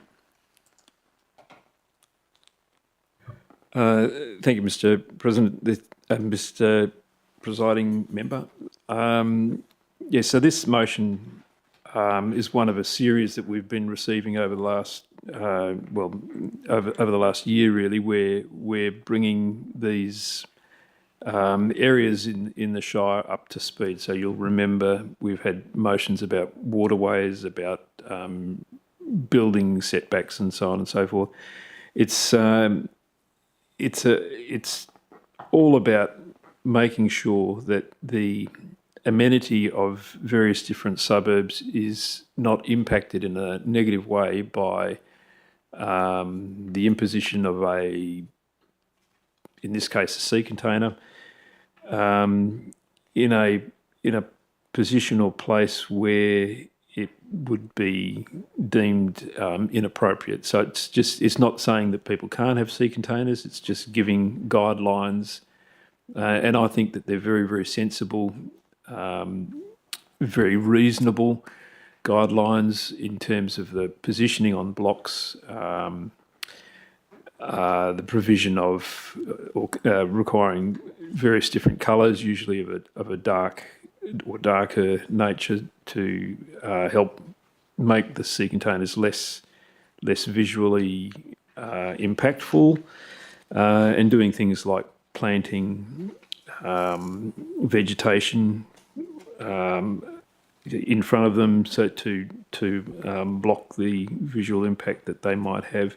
So it's certainly not designed to limit the capacity of people to have sea containers, but it's all about giving some guidelines in relation to doing it better.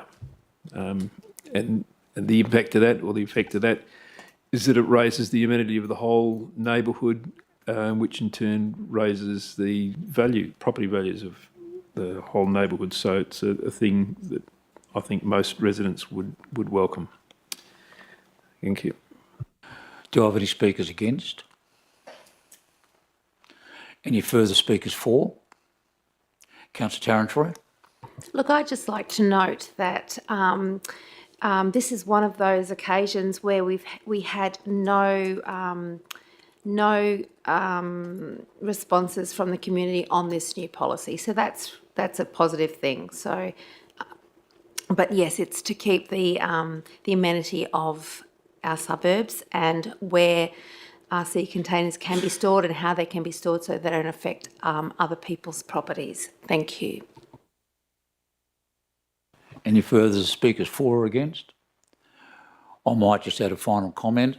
I supported the policy. I think it's a very practical policy. It on the one hand, provides an opportunity for people who are in need of the lower cost of a facility for storage or whatever, but at the same time protects the amenity and the visual signature of a community, and I think it's a very commendable policy, and I thank staff. Thank you. That being the case, right reply. Thank you, Presiding Member. Yeah, look, this just gives some order to the placement of sea containers and controls that within the planning policies. Well done to the staff for preparing this, and put it to the vote. Put the motion to vote. Those in favour? That's carried unanimously.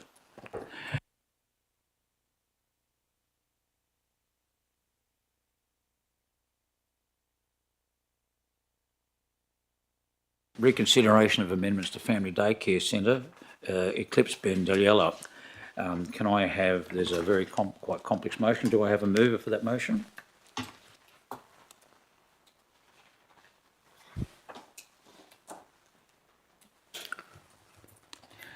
Move Councillor Ferguson, seconded Councillor Dillon. That invites me to speak to it, I guess. Thank you. Look, I listened very carefully to the submissions made by the presenters here this evening, and I also read very carefully the document itself. And whilst I can acknowledge a significant degree of sympathy for the residents in the immediate area, there is nothing in this particular proposal that is contrary to policy. It's absolutely on policy. And if it is voted against, then the council has to withstand the argument that they didn't support policy. It's within the zone, it's an allowable activity, and the proponents have made a very, I think, equitable submission in respect to the concerns that were expressed earlier on. And I think that my position is that I am primarily a supporter of policy, and that if I vote against policy, I better have a very, very good reason. And in fact, I can't find, other than I have great concern for the stress or the anxiety that some of the neighbours feel, it is actually an allowable activity in an allowable zone, in a zone that makes it allowable. And there's comment made by the staff that in fact in some local government areas, to apply for this type of activity, you don't even need to apply to council to get a planning permission. The submissions from both sides of this debate are very commendable and all with merit, but I do take account of the fact that if I was to vote against this, I'd be voting against the allowable activity in that particular zone, and that would be contrary to policy. So I will support the motion as printed and commend it to my fellow councillors should they choose to feel the same way. Councillor Dillon. Thank you, Mr. Presiding Member. Look, I would agree with you in many respects in what you've just said there. I would also like to thank the proponents and those who are against the changes in operation for coming and putting their 20 cents worth in tonight. I'm coming from a slightly different angle. I understand the points about policy. However, I'm going into bat for those who are within the vicinity. There is a very, very sick man who deserves to live out his days with minimal disruption. If I'm being honest, I probably am a bit disappointed this motion is back before us tonight based on our deliberations a little while ago, but so be it. But while I'm happy to see it come back to council tonight, I can't see that I'll be supporting it as presented. Do I have any more speakers for? Councillor Sharp. Thank you, Mr. Presiding Member. Now, this has so torn me. It really, really has, because I understand the significance of both sides of the story. Currently living in a situation where I have to care for my dad and my grandson. And I can see the incredible need for the respect for the elderly, and also the need for the nurturing of children. Obviously, the situation I'm in is not what we're discussing here, but the emotion I feel from both sides of the house here, the desire to live a peaceful life in your own home, in your own suburb, and the desire to take children in and give them a very, very needed service. And having a 4-year-old and an 85-year-old in my home, I understand both of those situations. I feel for both, and this is a really difficult decision for me to make, because I respect both sides and the needs of each side. But I guess I look at the situation my grandson came to me in and realise that his life is ahead of him and he needs the very best care that he possibly can get, which means the ability to interact with other children and the ability to be educated in a caring, loving environment, seeing he's come from a drug house. So what I'm seeing is a very difficult situation, and I really feel that what I've heard are two sides that are struggling to have respect and consideration for each other, and I know how difficult it is. But I really think we need to look at the future and the boundaries in which have been placed on this this Happy Hearts daycare centre, and be respectful to each other in the circumstances that they're in. So I'm likely to be voting for this based on the needs that I see for children in the future, and the diversity that our community is going to be offering, based on the legislation and what fits in with the objectives of the residential zone. Thank you. Any further speakers against? Any further speakers for? Councillor Tarantroy. This is a difficult one for me as well. I hadn't made my decision before I came tonight, and I still am struggling to make my decision. I have the consideration that it's an unreasonable decision based on planning grounds. However, I totally empathise with the people who live in Eclipse Bend, who live next door and who have their own health issues going on, and I'm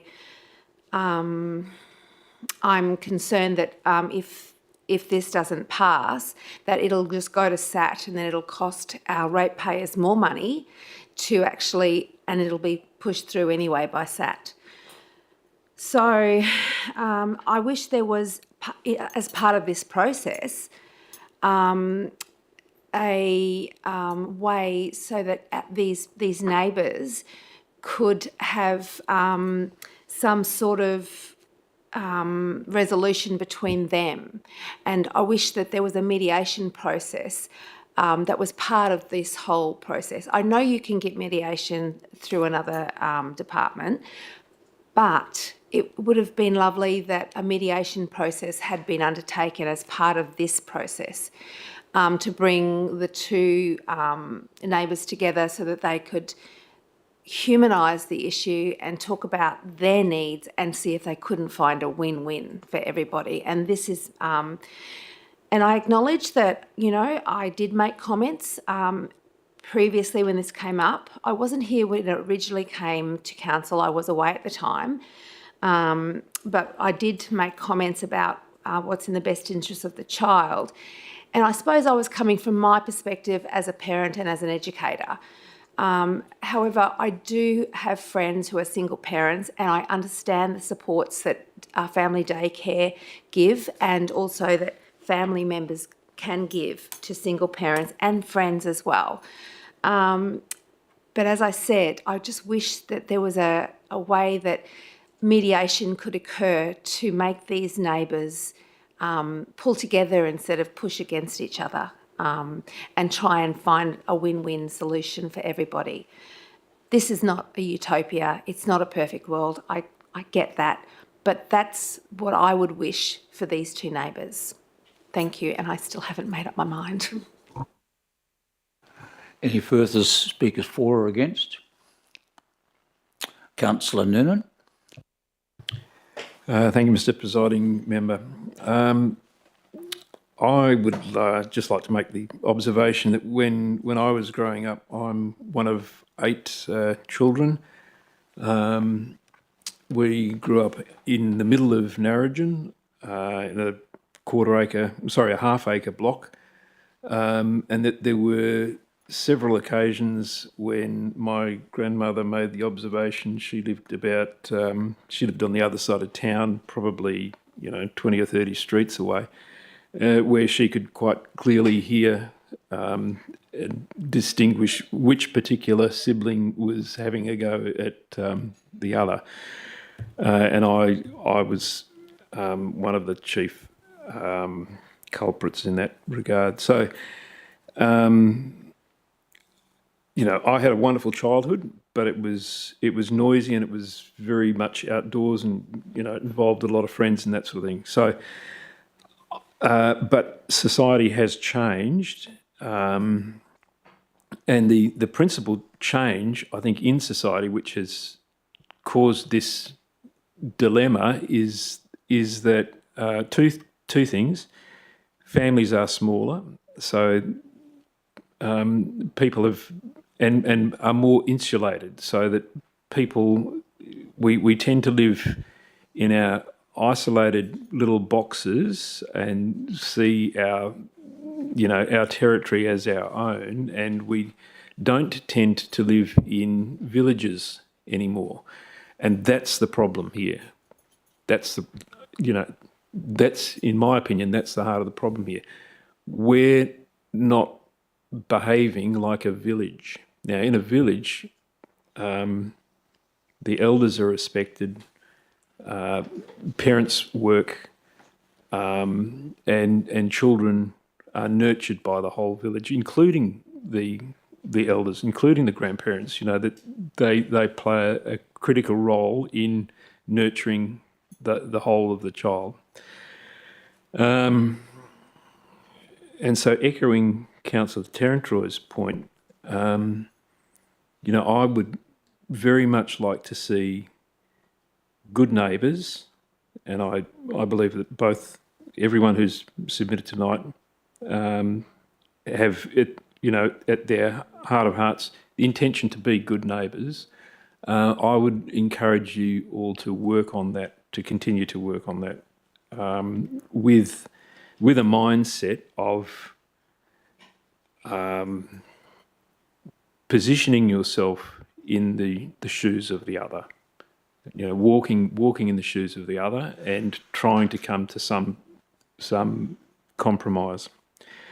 Now, when this first came to council, I voted for the Family Daycare Centre because I believe it's a very important service and certainly needed.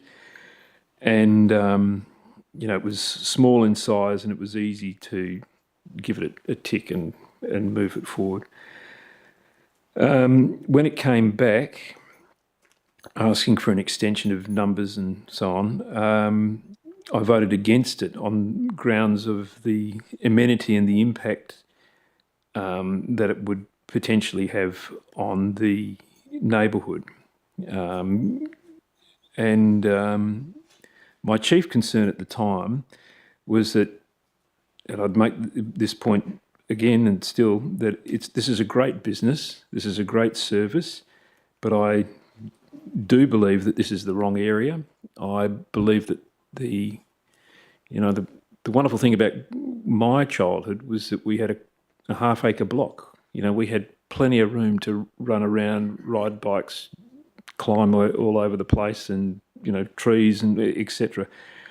Unfortunately, nowadays those sorts of blocks are more rare, or where they do exist, they're in areas which tend to be more expensive. So I think this is a great business, but I genuinely believe that it's in the wrong area.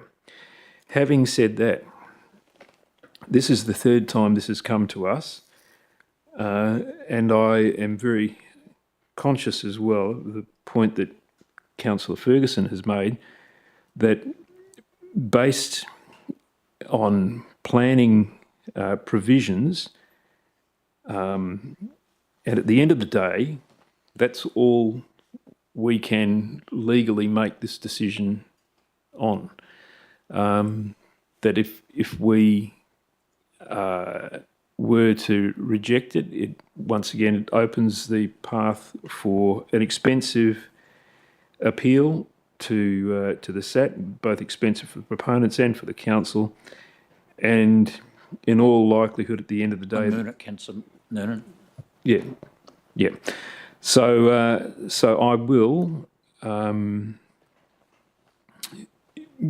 I will support this motion, but I would once again urge the proponents and the neighbours to work on being good neighbours, and I think not just for in this instance, but I think that's a commendation for all of us at this table and for everyone in the Shire. We should work together. Thank you. Thank you, Councillor Noonan. Any more speakers for or against? Councillor Cleary. Thank you, Presiding Member. Look, this is a planning decision. The original decision was to approve the use with a smaller number of people. So that's going in that process. And I've sat on other committees where we've approved the one at Ferndale, which is quite a bit larger. It's a different setup. And this is a unique thing which is pointed out by the owners of it, of managing night care and things like that, which I don't believe the others provide that. So it's something that's needed in the community.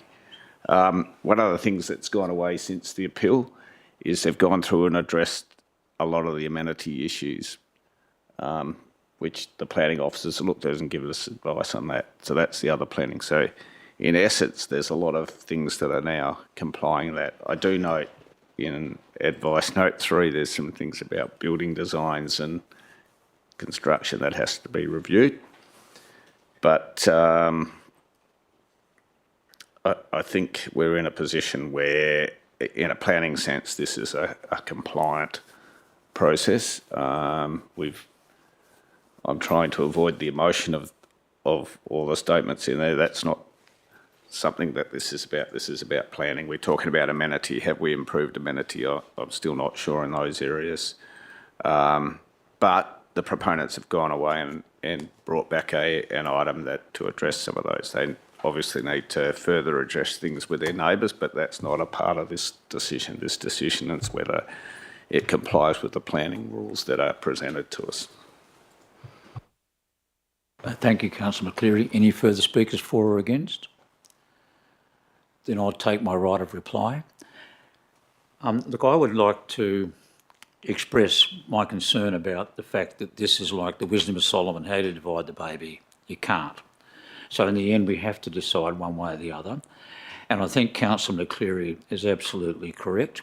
We have to determine this, and that's our role. When we do the councillor training, and what we're encouraged to consider is that we decide these issues on planning matters, on planning issues, on the regulations and the framework that we've laboured to enact through the state parliament, through our local planning laws and the zonings that we have in the various areas of our local government area. I would say in passing, I'll support the motion as I moved it, but also encourage that no one walk out of this room feeling ill done by. In the end, in my opinion, it complies, and if it is supported, it's a complying development.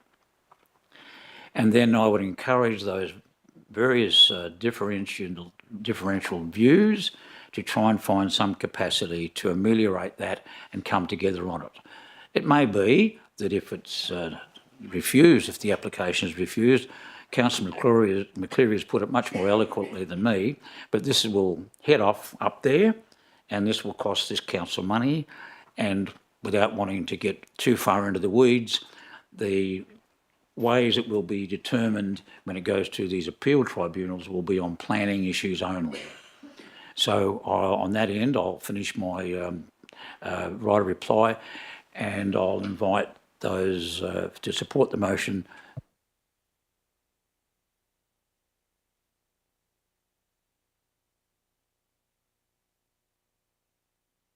So it's carried 5-1. Just call for those again. Just call for those again so we can see their hands.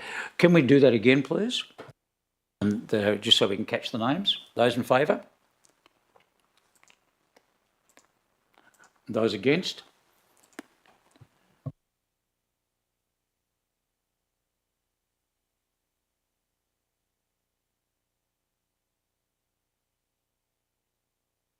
It's now 8:05, and subject to the agreement of council, I think we'll take a 10-minute adjournment, and we'll return to the agenda after that. Thank you.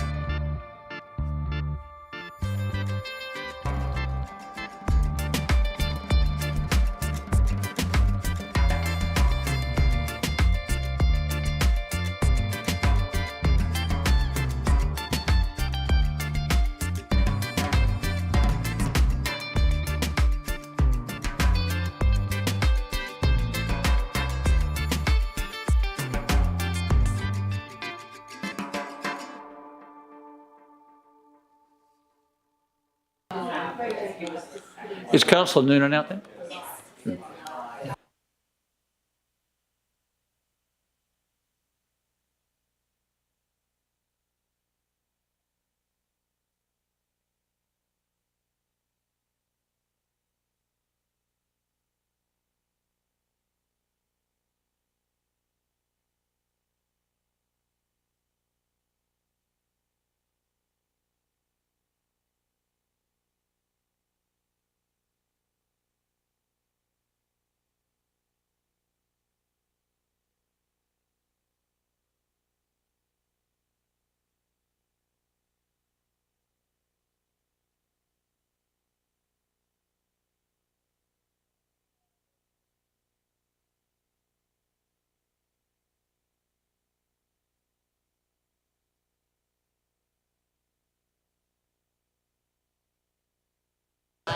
Now, councillors, call the meeting to order. Councillor Noonan has returned.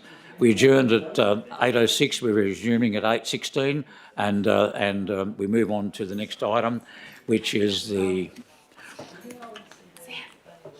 review and request to extend the duration of local structure plans.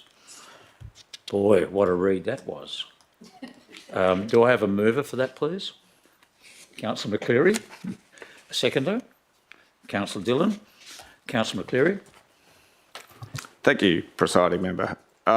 Look, this is pretty straightforward. It's extension of a whole lot of structure plans, including the one we spoke about earlier tonight. There's a necessity to keep them live. And as pointed out, we need a lot of development. It's not just Dalyellup, it includes a whole lot of other structure plans that are out there. And hoping that sometime soon in the future we get a detailed plan of what's going to happen in each one of these. Councillor Dillon. No, just as read. Thank you, Mr. Presiding Member. Any speakers against? Any further speakers for? Right of reply. Councillor McCleary has declined the right of reply. I put the motion. Those in favour? That's carried unanimously. Thank you.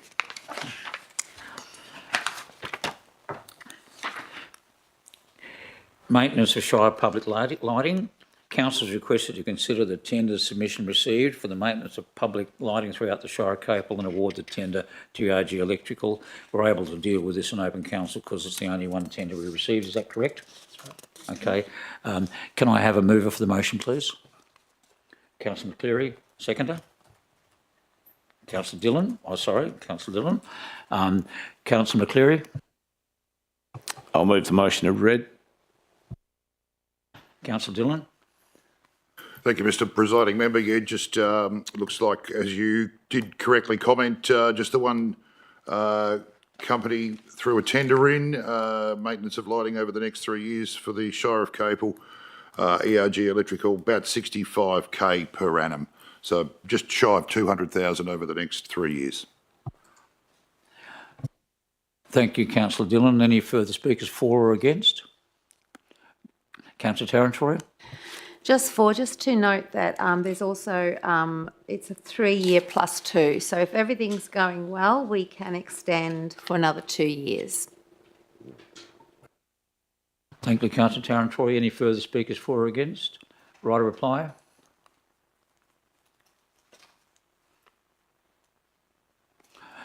Councillor McCleary has declined his right of reply. I'll put the motion. Those in favour? That's carried unanimously. Item 15.1, new policy caretaker period. The council is requested to adopt a caretaker policy to ensure transparency and compliance following the introduction of the implementation of caretaker periods prior to local government elections. Can I have a mover for the motion, please? Councillor Tarantori, a seconder. Councillor McCleary. Councillor Tarantori. Moved as read, thank you.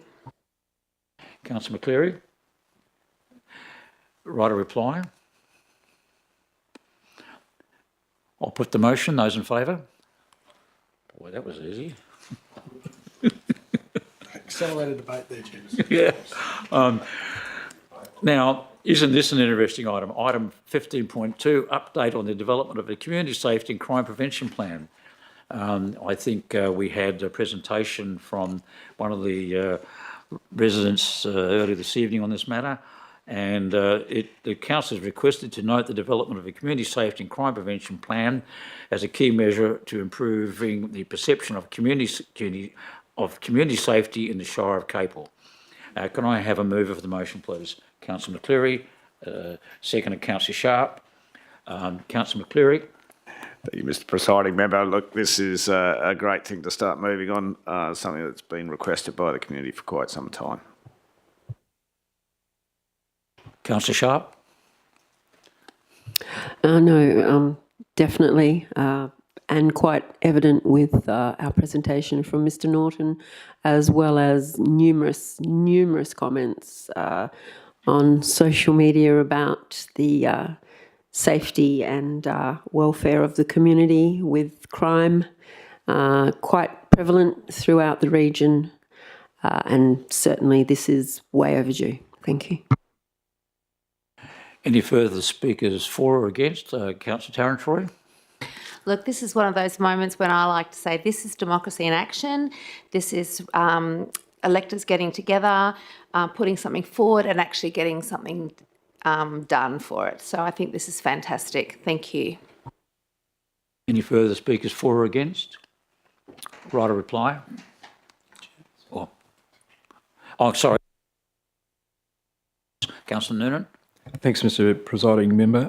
I'd like to just make the or note that this morning on ABC Talkback Radio, the Mayor of Gosnells was on talking about a program of having surveillance cameras that in known dumping areas where people have dumped rubbish, mattresses and all sorts of things. Both people from their shire and from people from out of their shire. So they've got a series, I think it's 6 or 12 cameras, and they're surveillance type cameras. So they and I know that this is sort of a little bit off to the side of this particular motion, but it was a very interesting point that she made. And that the fines generated from pursuing those people have helped to cover the cost of the camera installations. And the cameras are hidden, if you like, surveillance type cameras. They're portable. They're not monitored 24/7, but they do provide movement capture and have the ability to provide zoom in facilities so that things like people can be identified and number plates can be identified and so on and so forth. So that's something that I'd think that we should perhaps consider down the track because it's come up before for this council. We know that that this is a particular problem that we suffer from as well, and it's sort of related to this motion. Thanks very much. Thank you, Councillor Noonan. Any further speakers for or against? Oh, sorry, Councillor Sharp. May I just have another 2 seconds and just support what Councillor Noonan said there?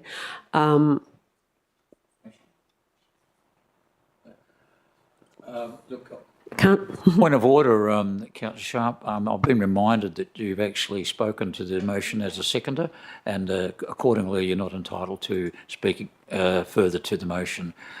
That being the case, is there any other speakers for or against? Okay, that being the matter, I'll put the invite right a reply. Thank you, Presiding Member. Thanks for that. We went a bit off track there. This is for Capel Community Safety and Crime Prevention Plan. It's a worthwhile plan, so I commend the motion to the vote. Those in favour, put the motion. Those against, all carried unanimously. Thank you.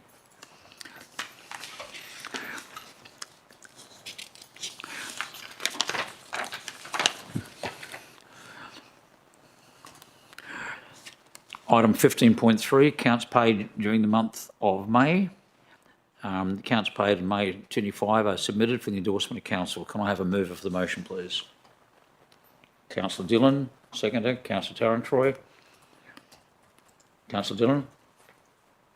Just as presented, thank you, Mr Presiding Member. The seconder, Councillor Tarantroy. Any speakers for or against? Right of reply? Declined right of reply. I'll put the motion. Those in favour? Carried unanimously.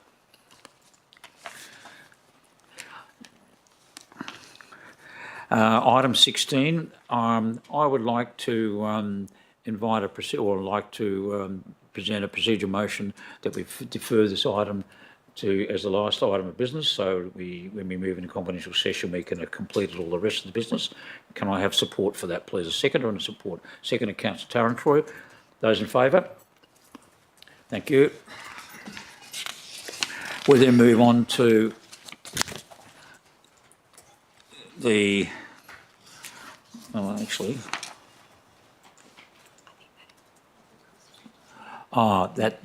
it's actually, my apologies, 16.1 that should have been, that we deferred at the end of the meeting. Yeah. So do I need to correct that? That's okay that you've moved, because we were up to item 16.1. Then, so you've deferred this one to the last, to the... Yeah. Look, please, yeah. So please indulge me, councillors, I slightly misspoke. That covers a lot of sins.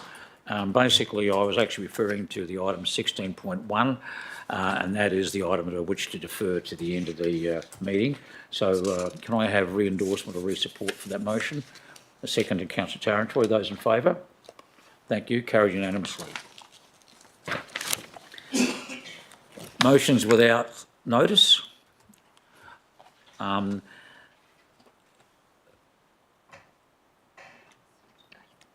A response. Well, I'll read the absolute majority.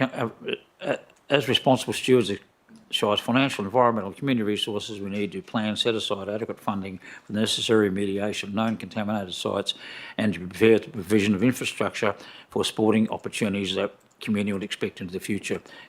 I believe this is moved by Councillor Noonan. This is Councillor Noonan's motion. Move Councillor Noonan. Can I have a seconder to make it live? A seconder? Councillor Sharp. Councillor Noonan. Thank you very much, Mr Presiding Officer. The piece that you read was actually the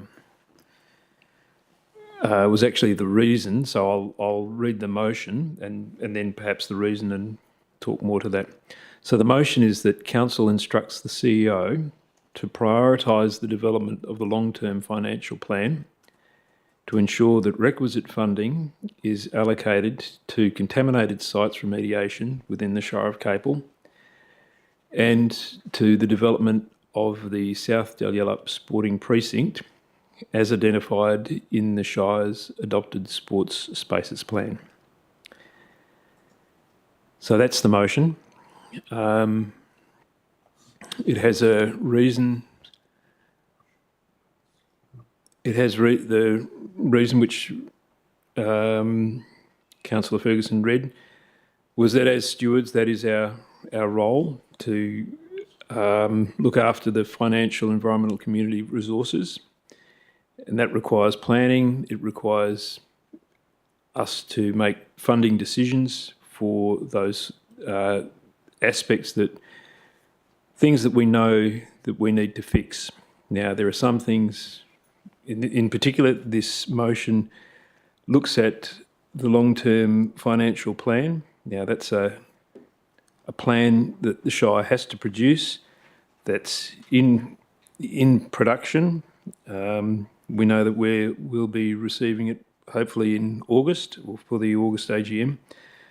So it's simply putting in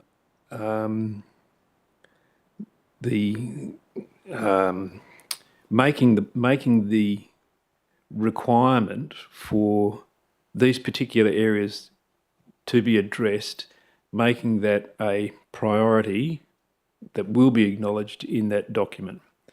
Now, there are two areas that are discussed: the contaminated sites remediation. This is an existing reserve. However, that reserve is required for the remediation, as we know of over 50 sites in the Shire, 14 of those which are in the control of the Shire of Capel, which include all sorts of things from radionuclear particles to asbestos and so on and so forth. My particular concern, and you will remember from the article, or from the item that was the motion that I'd previously put that was withdrawn, for this more measured motion, more compliant, more legislatively acceptable and easier to implement motion, because it doesn't have any impact on the rates for 2024, 25 or 25, 26. It's in effect, it's kicking the can down the road for another 12 months, and that frustrates me. That frustrates me immensely. But I think that this is something that we do need to act upon. Now, some people have queried, where's Councillor Noonan going with this? He was one of the key supporters a couple of years ago of giving us 0% rate rises, and I would make the point that in those years where this council decided on 0% rate rises, and I was a supporter of that, they were the COVID years.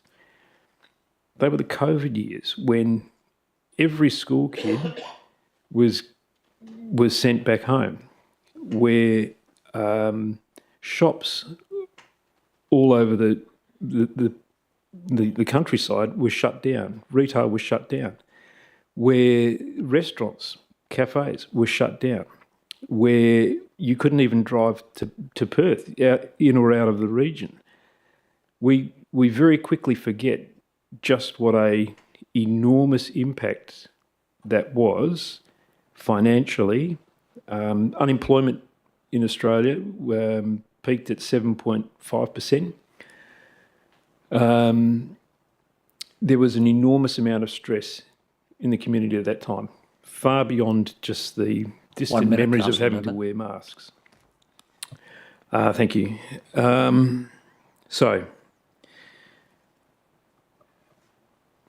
We've got these problems, including, as councillors know, asbestos near sites where children play. We've got evidence of that close to water resources which are linked into groundwater resources. These are problems that we've had for many years, that we know about, that we have to fix, that we haven't currently got the reserves to fix. It's our job to ensure that in the future, councils, whether it includes us or future councils, have the ability, have the funds to be able to remediate those problems. We cannot let our little Wittenoom, our little Wittenooms, sit and fester without doing something about it. That's an urgent priority. The second part is talks about the future sports spaces plan. Councillor Noonan, do you need to speak for much longer? One more sentence. Okay, how long? I can move it. Sure. No. I'll finish up very shortly. So we know that Dalyellup's growing. We know that there's a need for future sports spaces. It's growing by the size of Boyanup every 4 years. Consider the sporting facilities that Boyanup has. They're the sorts of things that we need to be mindful that we need to provide. We're very fortunate to have the very good graces of Bunbury, City of Bunbury, and the very good resources that they provide. Right on the doorstep of Dalyella. However, it's not good enough for us to simply rely on the good graces of our neighbour to provide all of those facilities. We need to provide for them as well. So this is not changing anything for this rating period, but it is highlighting a need, or two needs that we need to address for a future, in the future long-term financial plan, and I would hope that councillors would consider. Thank you, Councillor Noonan. Who was it, Councillor Tarrant? Councillor Sharp. Councillor Sharp?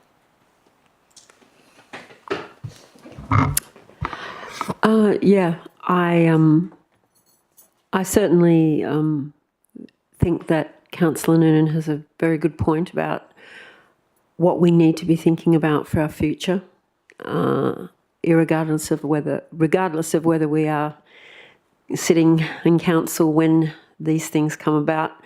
The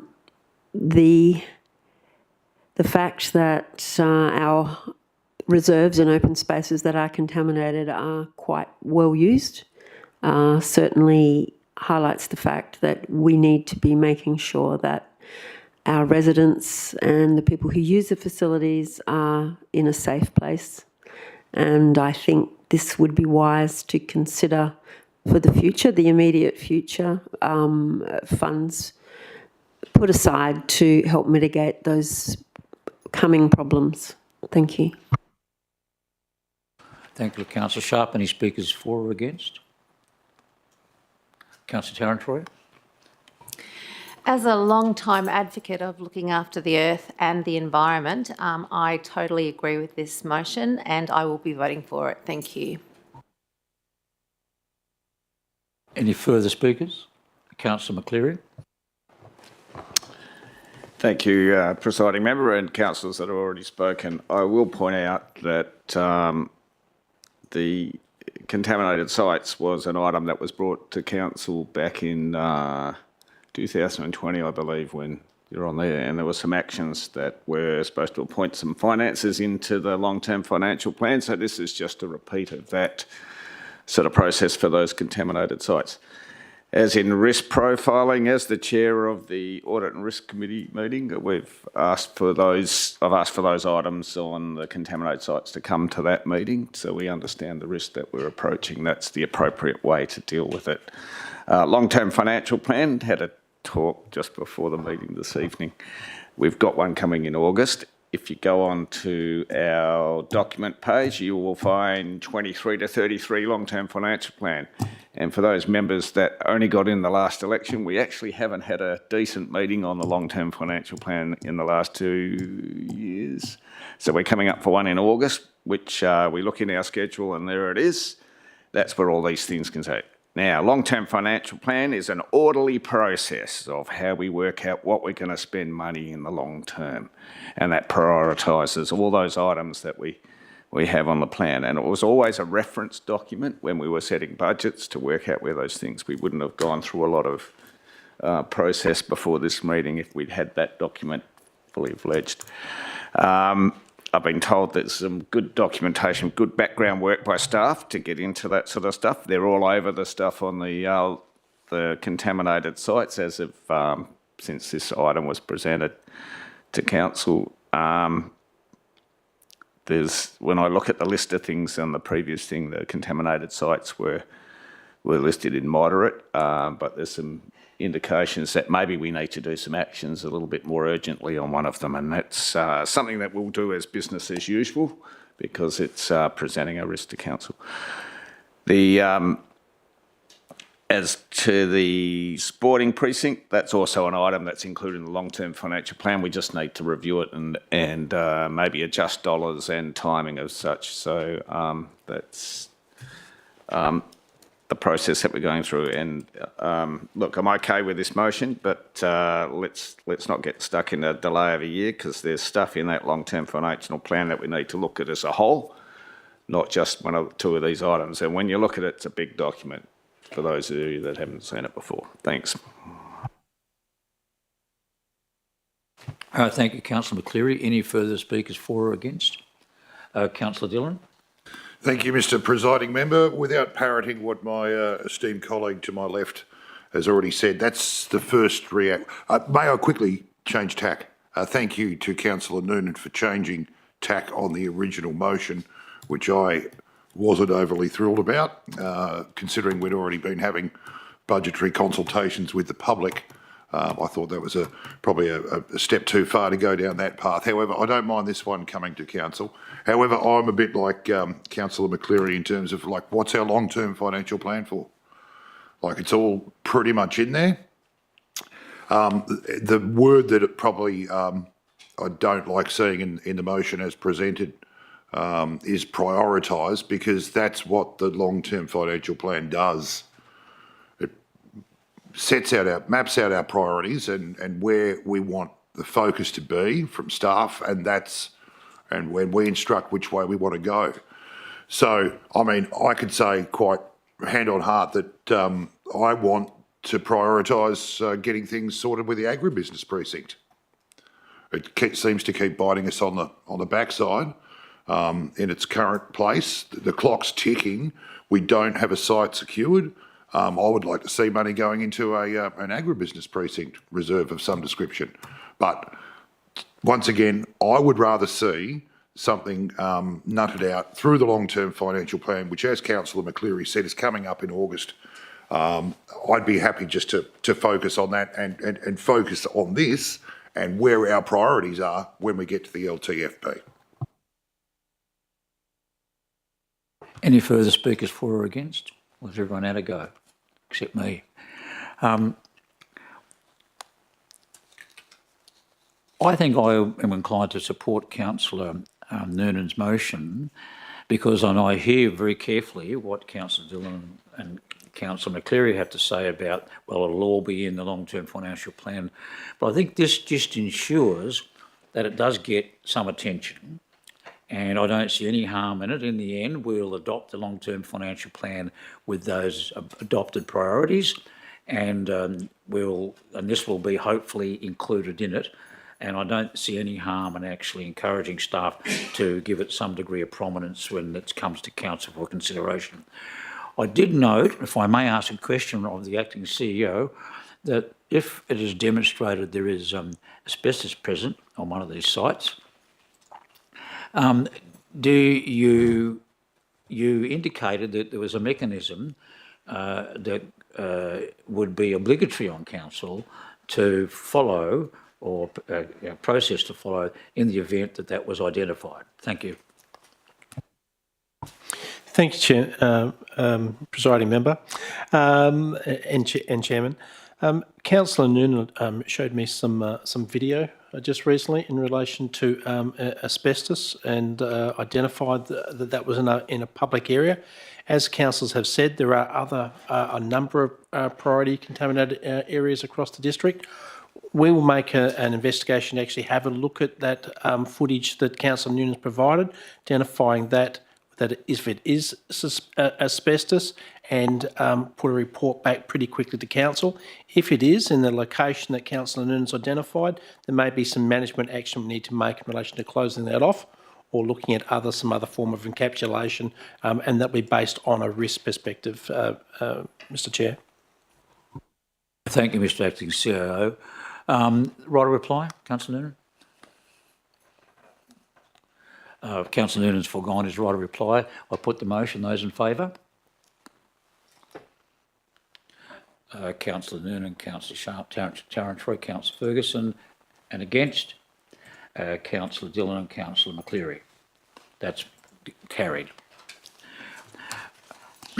We then revert back to, hang on, there's one other item here. A notice of motion for consideration of the extraordinary meeting of council. Has any councillors got any motions they wish to present at this point?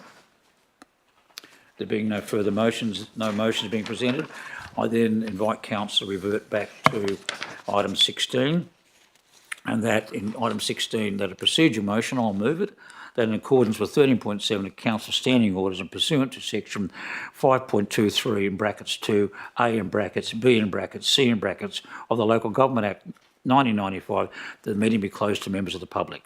Those in favour? I didn't you second it? You need a seconder. Oh, yeah, seconder? Councillor Dillon, thank you. Put the motion. Unanimous, carried. The meeting is now closed to the public. Thank you, staff and ball boys and girls.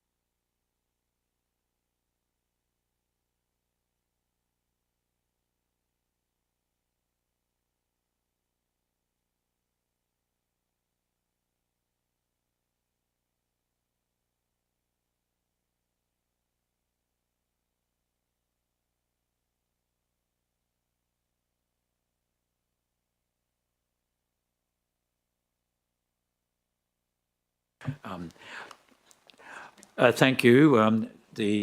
We moved into open council, and the determination made in closed session was that the council appoints Gary.